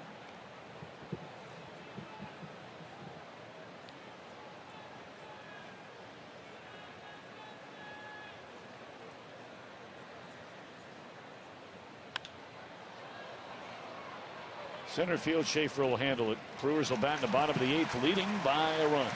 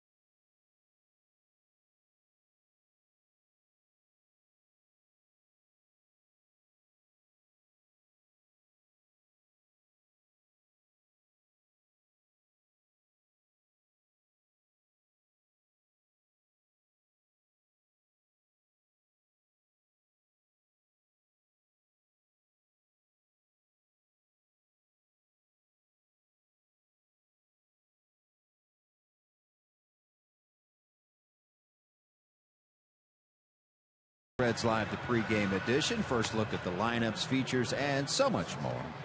It is Reds Live. It's brought to you by Ray St. Clair Roofing. And tomorrow, 30 minutes before the game, and then the game will feature John Lamb going to the Hill for his 4th Major League appearances. And everyone raving about how his stuff and his demeanor on the mound has certainly been better than the numbers suggest. Bright future? Perhaps. Can't wait for the lefty to hurl him tomorrow. Final game of a 3-game set. And he will face on the other side. The Brewers will send Willie Peralta to the mound, the right-hander. So righty versus lefty. Reds Live at 1:30 here from Miller Park tomorrow. Of course, that will be on 1:30 Eastern time tomorrow, just to make sure everybody is on the same page. Willie Peralta has pitched pretty well against the Reds in his career. Now, the Reds scored 6 runs in 7 innings against him when they were here earlier this year. But in his career, an ERA of 3.4 in 9 starts. Yeah, he's had a couple of really superlative games against the Reds, memorable ones, like one-hitter types. Let's hope that John Lamb does not have to play the role of the stopper. Tomorrow, the Reds come back and win this ball game. They'll need a good inning here out of J.J. Hoover. Pitcher number 5 on the night for Brian Price. It was Sampson for 3 2/3, and Villarreal came in. 2/3 of an inning there. Good job by Baden, Hopp, and Diaz back to back.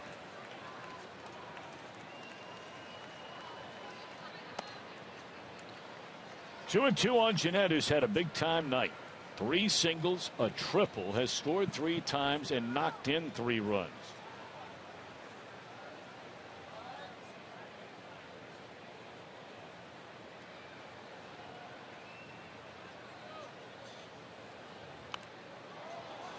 How about that? Check swing, 1 hopper. Man, that had a funny look to it. You see check swings, but not like this. I mean, if he hits it off the ground, it's really unusual to go this far. Watch this play at the plate. Oh, he hit it after it bounced. So that really should have been a fly ball out, right? Can you believe that? That's not a ground ball because he... No, that's a pop-up. Yeah. Can you believe that? You don't see that happen very often. No, you don't. Wow. I mean, if a hitter can hit a pitch that hits in the ground, bounces first, why can't a pitcher get the benefit of a one that takes a good hop and comes in the strike zone? Like why cricket, not? Like cricket. Well, I'll vote for it if you can get it up on the docket. That ball lined hard. Lucroy will go all the way to the wall, around that corner. And Lucroy's going to go in now and turn it on and head for third, and he'll make it.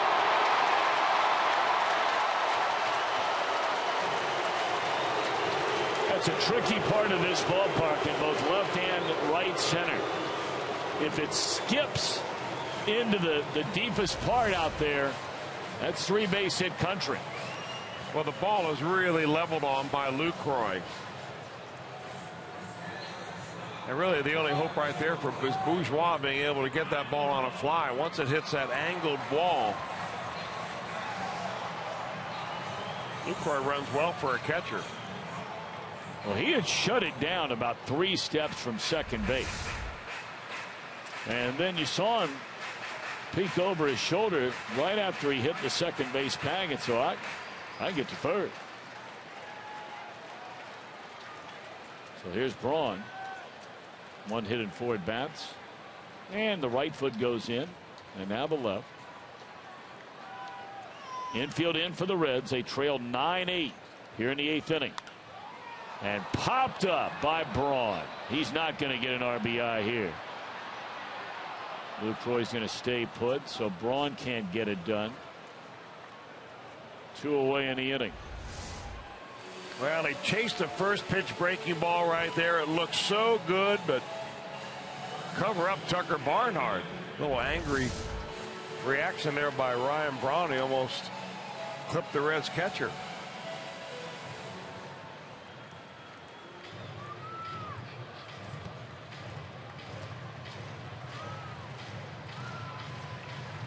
Now Braun may be going back to vent some more of that anger out in the tunnel. And now with the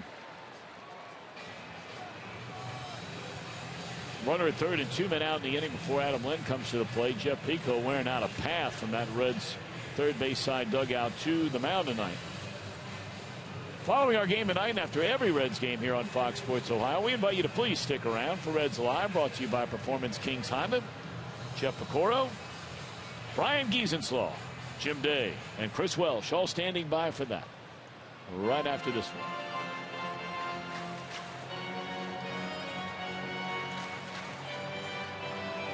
I want to thank our producer of Reds Baseball, Josh Hall, tonight. Our director, Brian Hunterman. Associate producers, Jim Mueller and Matt Sigafus. Our entire crew right here in Milwaukee. And we'll have one more to go in this series tomorrow. They made the decision they're going to go ahead and intentionally walk Lind. He already has 2 hits and 2 RBIs. He's hit the ball very hard all 4 times up tonight. You think that was a discussion out there as to they asked J.J. Hoover what he wanted to do? I mean, why else would Jeff Pico go to the mound? How do you feel about this guy? You want to walk him? I don't know, Jeff. How do you feel? Well, it's up to you. How's the skipper feel? Well, it gets back to that line that when the Dodgers were in town, they told us about Zach Greinke. When Mattingly comes out to the mound and asks him a question, he looks him right in the eye and says, I'm not going to tell you. He's kind of mysterious. And he's a little bit more than just a little bit. He is way out there. Being pitched. Yes, he can. So now J.J. will get a right-hander. And Jason Rogers, the pinch hitter. Because Davis was taken out of this game, of course. This is for the pitcher. They're going to bring in their closer anyway.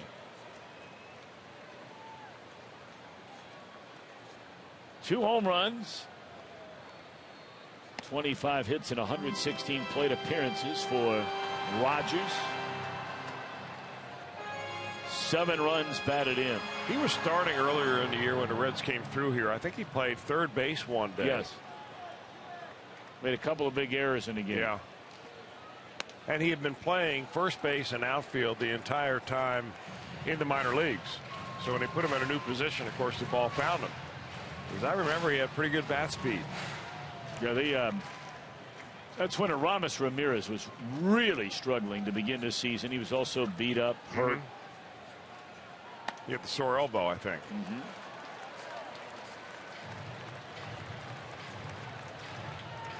Well, now you've intentionally walked the left-hander, and you've got Rogers, the right-hander, and you run the count 3-0.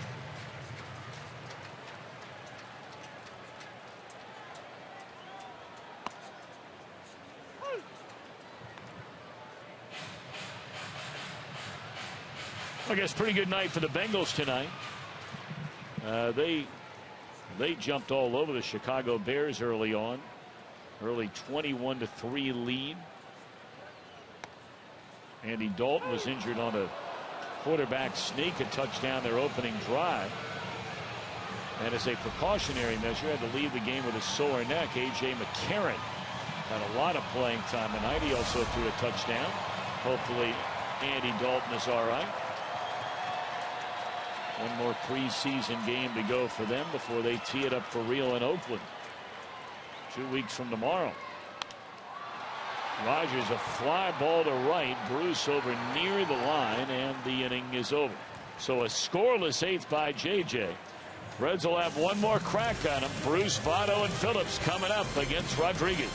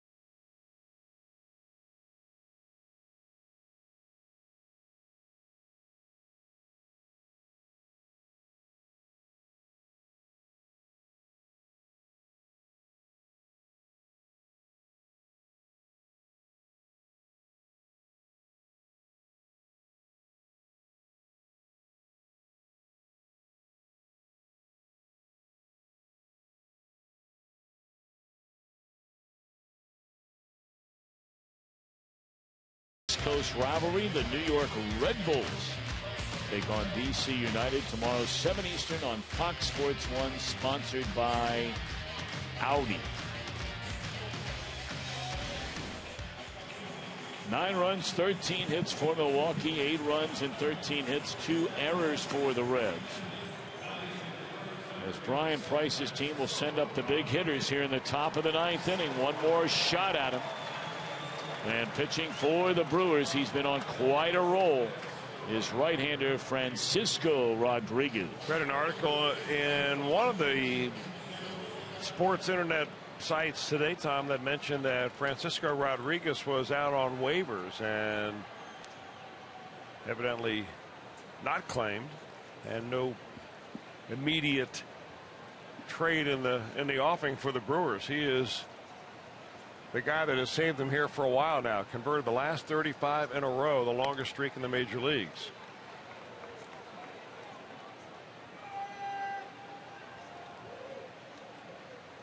Reds saw K-Rod in the game here last night. Retired the side in order. Frasier, Suarez, and Bruce. Well, you think about all those years ago. You go back to 2002 is when they brought up Rodriguez. They were able to pull it off where, because of an injury, they were able to bring him up at the end of September for the final week of the year. There's a base hit into center field by Bruce.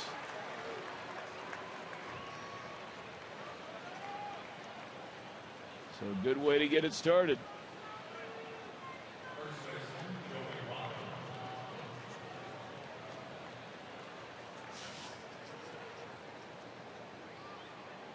But they brought him up, you may remember, and he had not been in the big leagues all year long. And the next thing you know, he turns into their primary setup man in front of Troy Percival, and the Angels end up winning the World Series that year. Now, back in those days, he was an extremely hard thrower. I mean, he was throwing mid-90s to high 90s before just about anybody else was. And he had that big, hard overhand curveball that he would just throw with a full effort. And it was snapping off a table.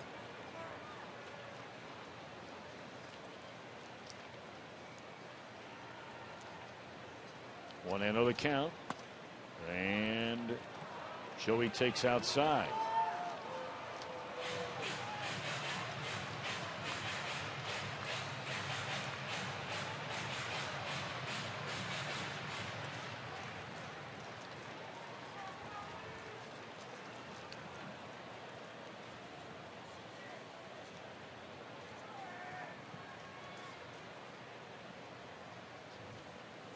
Two-0 delivery to Joey Votto. Nope. Throw over to first. Rodriguez that year in 2002 went from Double-A to Triple-A. He pitched in 5 total games in the regular season in 2002. 5 of them. The last 2 weeks. Then he went on the division series, pitched in 3 games as they defeated the New York Yankees. Got 2 wins in that series. I mean, think about that. He gets to the LCS. He gets 2 more wins against Minnesota. And you're talking about all of that in his first 12 games in the major leagues. Then in the World Series, won a game, lost a game.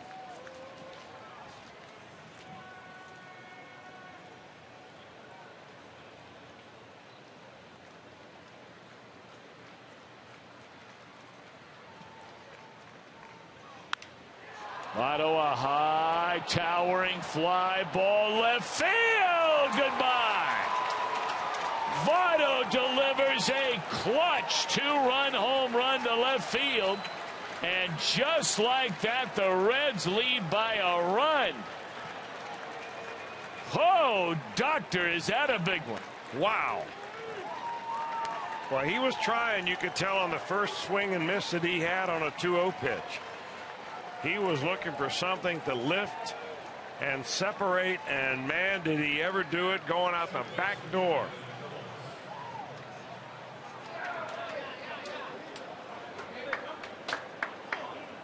That is a big-time home run by Votto. How about that? Votto, number 25, knocked in 3 runs in a game tonight on 3 base hits.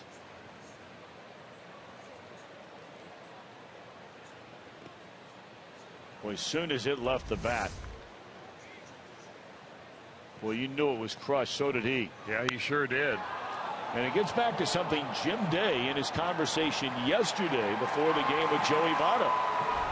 When they talked for quite some time. Jim, I don't know if you're still available down there in the Reds dugout, but you know, perhaps some of the fans weren't around when you talked to Votto about how much he loves hitting in his ballpark. It's the sidelines. It's all about that background. Big, giant, black background. And he likes it. very comfortable. It's all about, as you guys know, if you feel comfortable in that box, it goes a long way. Well, Jim Day, you were all over that before the game ever started yesterday in your chat with Joey, and he had a single, 2 walks in the game yesterday. Was very upset about bouncing into that double play late. He was really upset about his first at bat tonight when he came up with second and third and nobody out, was called up on strikes. But since then, single, RBI single, hit a line drive and almost knocked over the third baseman who caught it. And now the 2-run home run propelling the Reds into the lead.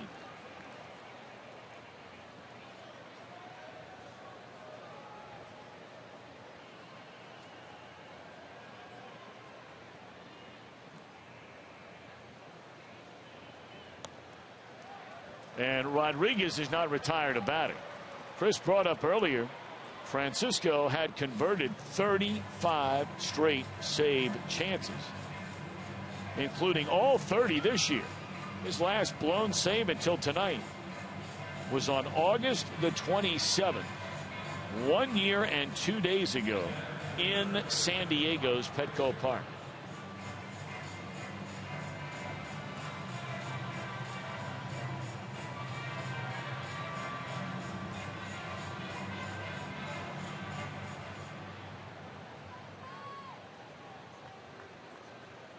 Still nobody out. As Frasier will bat, he's also homered in the game tonight. Reds have 3 of them. Bruce a 3-run blast. Frasier a solo home run. That's a nice play right there by Herrera.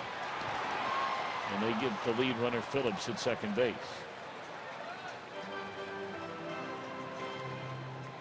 Yeah, for a guy who's bounced around a lot, Herrera's not a bad looking little player.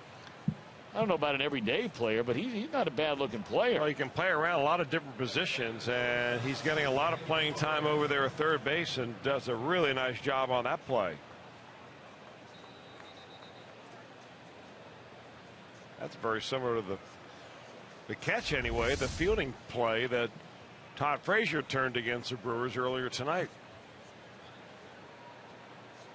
Here's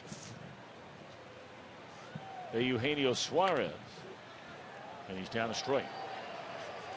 Suarez 1 of 4, singled and scored back in the 4-run second inning. 10 runs, 15 hits for the Reds.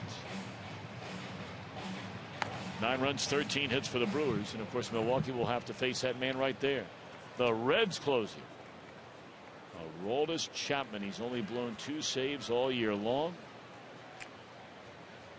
And Chapman will get the ball for the first time in a long time to try and save a game.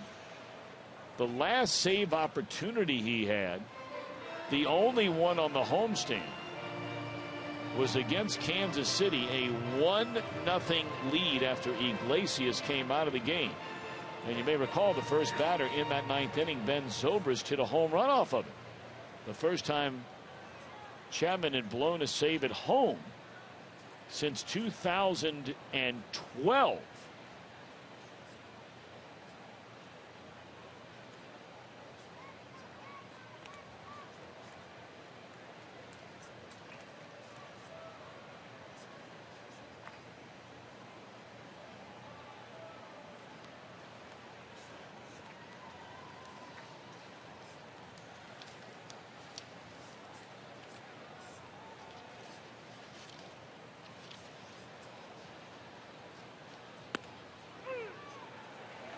Chapman has not saved a game since the 8th of this month. Strike 3 to Suarez. That was the second game of that West Coast swing when the Reds beat the Arizona Diamondbacks on August the 8th. 21 days ago. And he's only had 1 save chance since then.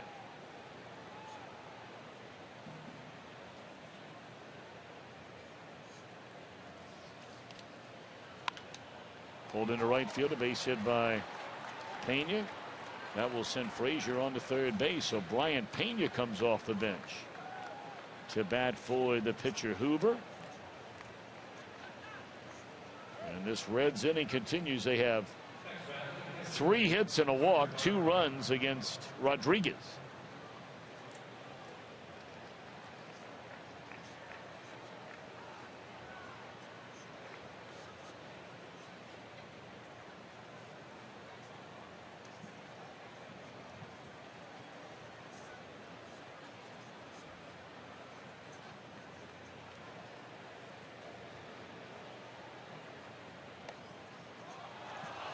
The ball gets away from the catcher.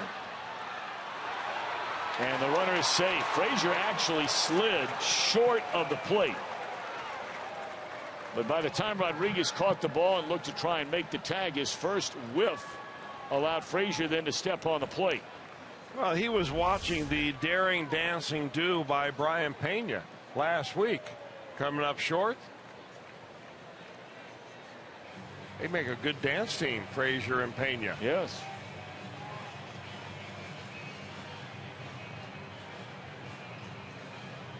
Dan Bellino staying right on that call before he sees Frasier touch the plate and score the run.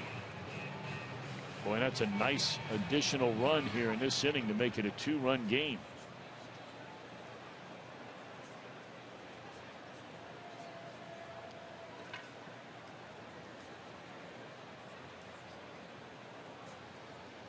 So here's Tucker Barnhart. And the pitch on the way is on the outside corner, a strike.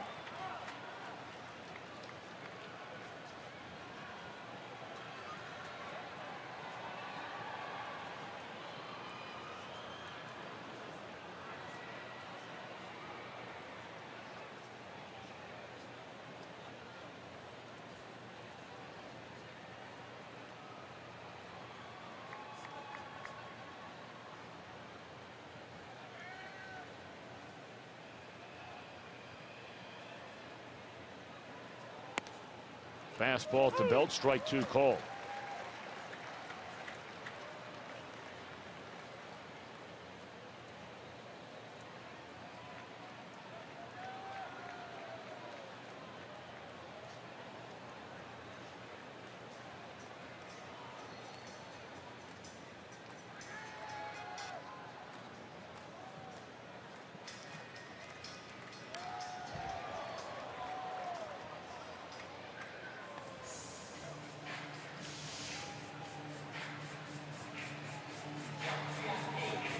Now here's the one that has Chris Welsh moving more than any of the others.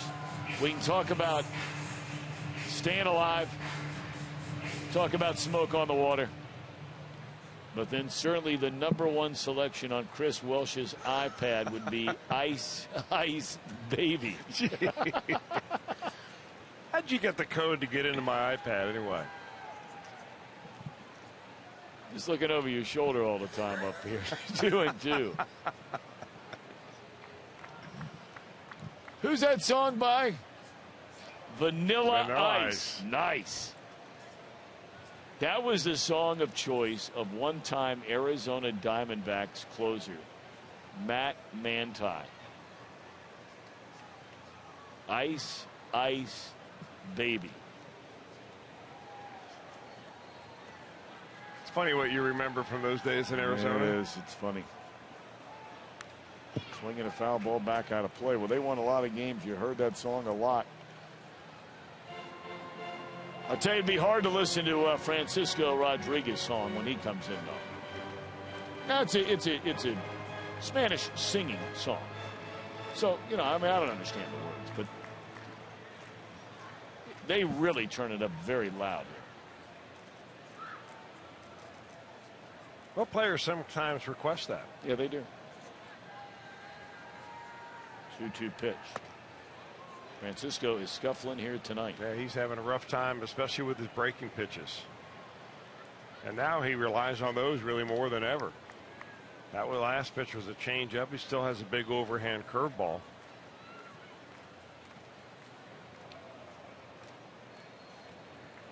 Be nice to pick up another run right here with a base hit. Here's a 3-2 pitch on Tucker Barnhart. And he'll do just that. They're going to wave around Pena. Here comes the throw way offline. And Tucker Barnhart picks up that run batted in. And it's a 3-run lead.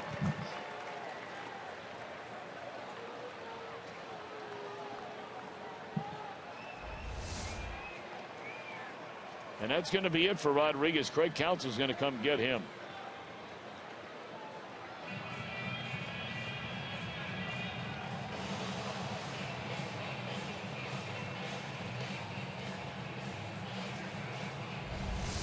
So Rodriguez is touched up for a blown save for the first time all year long.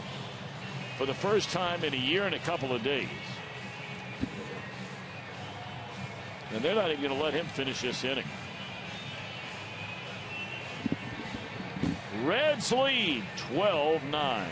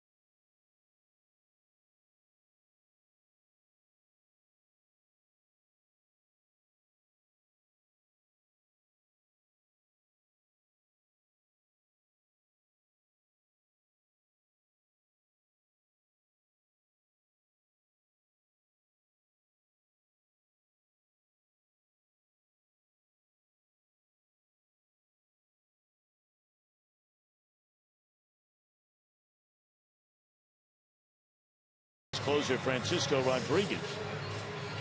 Reds came into this inning down a run. They now lead by 3 runs as they have scored 4 times.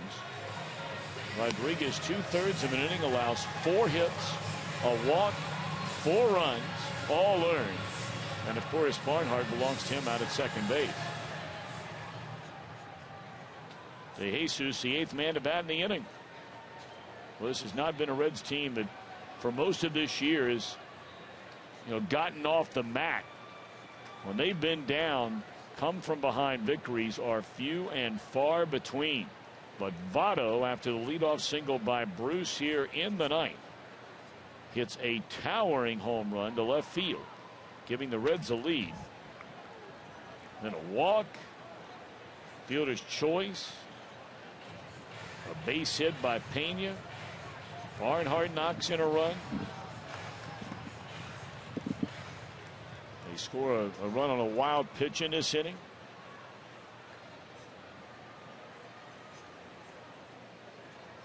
Oh, and 1 the count. And Goforth misses down low.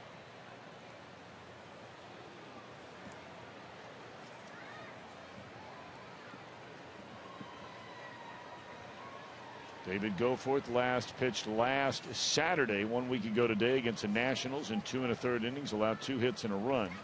Was brought up from AAA Colorado Springs on the 14th of August. The ball's fouled out of play. Been a busy man down at AAA. And you pitch in that league, and especially in that city of Colorado Springs, and in 38 games, this guy had a 2.6 ERA. There's nothing wrong with that.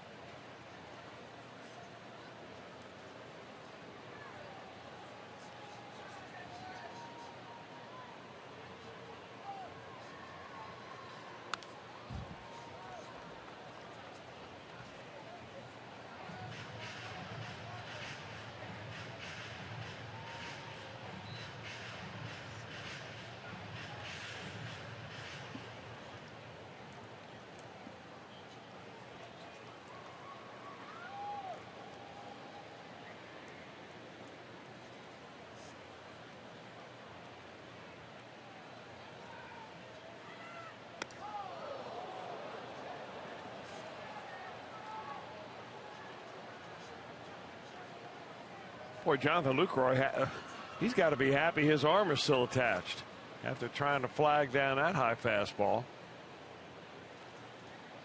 Tucker Barnhart out at second base thinking, I've been there trying to flag down some of those coming from Aroldis Chapman.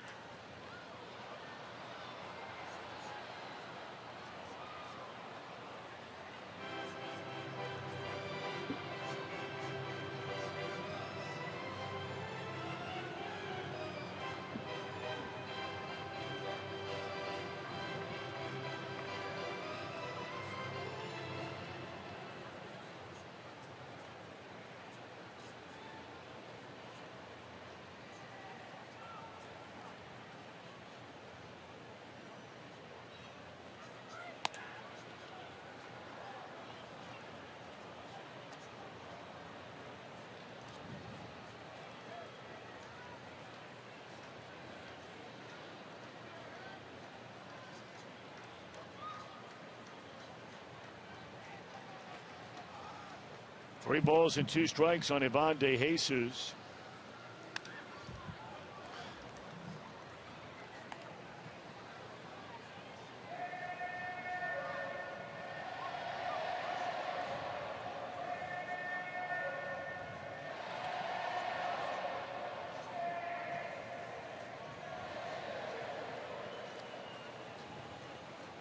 Be just a second win in the last 15 games.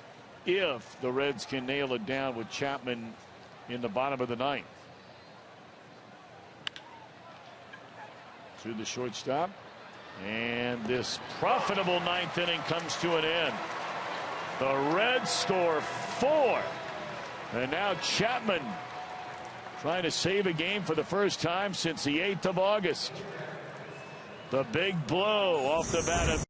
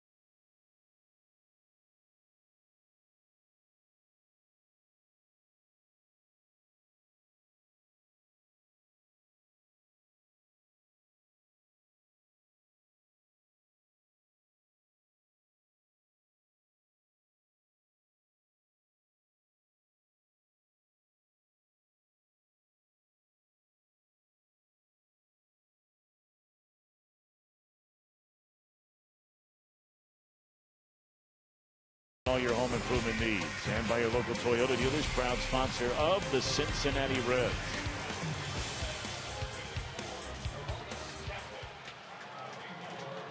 Joey Votto, a 2-run home run, bringing the Reds from down a run to in front by a run. They tack on 2 more in a 4-run 9th and lead by 3, and here's a big fella. Well, we've been waiting to see him for quite a while, especially in this situation. You mentioned it, Tom. Early August was the last time he was out there to try to nail down a save. 51 innings, which is about what he pitched last year for Chapman. Earned run average about a quarter of a run lower than it ended up for 2014.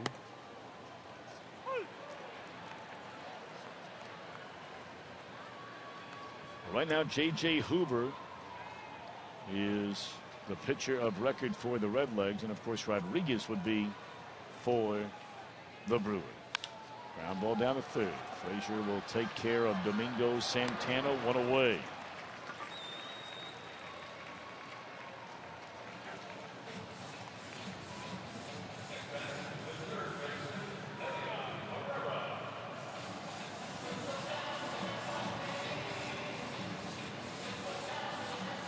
Here's Herrera.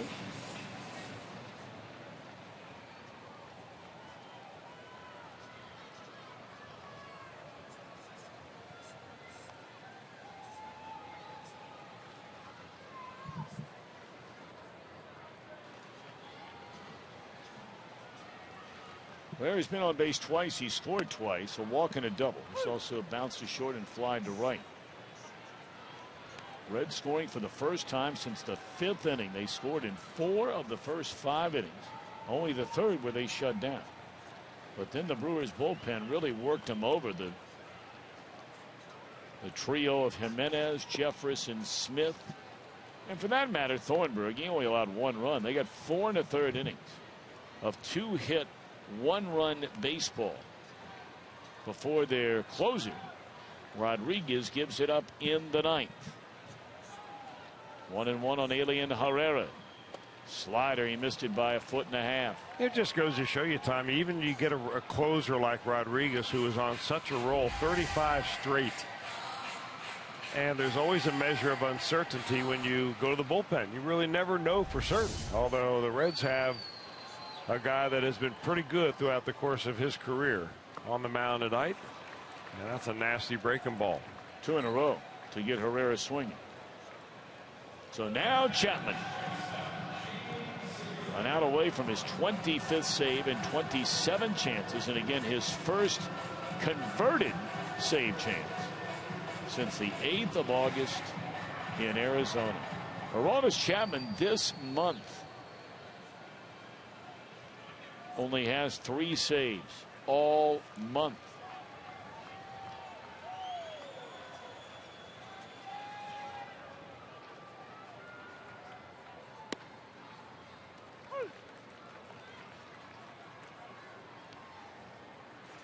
So 190 pitches have been thrown in this game. And that's just by Reds pitchers. 190. That is the most in a 9-inning game this season. There's got to be about that many for the Brewers too. So if you're behind the plate tonight and you're looking at all those pitches, Dan Bellino is going to get a grade on it tonight. Look at the top 3, all against Milwaukee.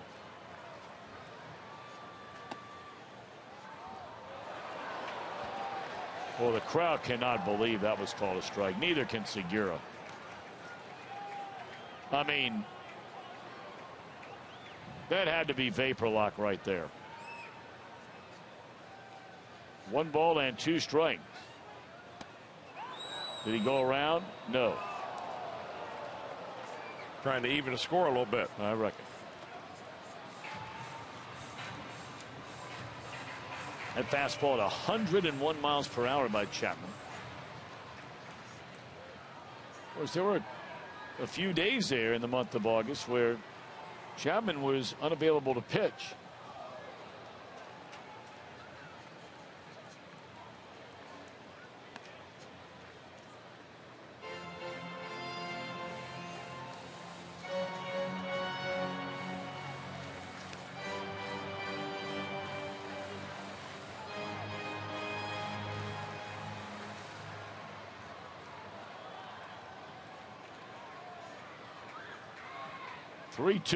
Came with a gas and struck him out. 101 miles per hour. A wild one here tonight. Reds had a big lead. They gave it up. They went very quiet. And then a Bruce base hit followed by a bomb by Votto. Gave him the lead in the top of the 9th, and they hang on to win. Chapman his first save since the 8th of August. All right. So the Reds have a chance to win this series. That's coming up tomorrow. But right now, it's time for Reds Live, the post-game version. Let's send it back to the guys in Cincinnati.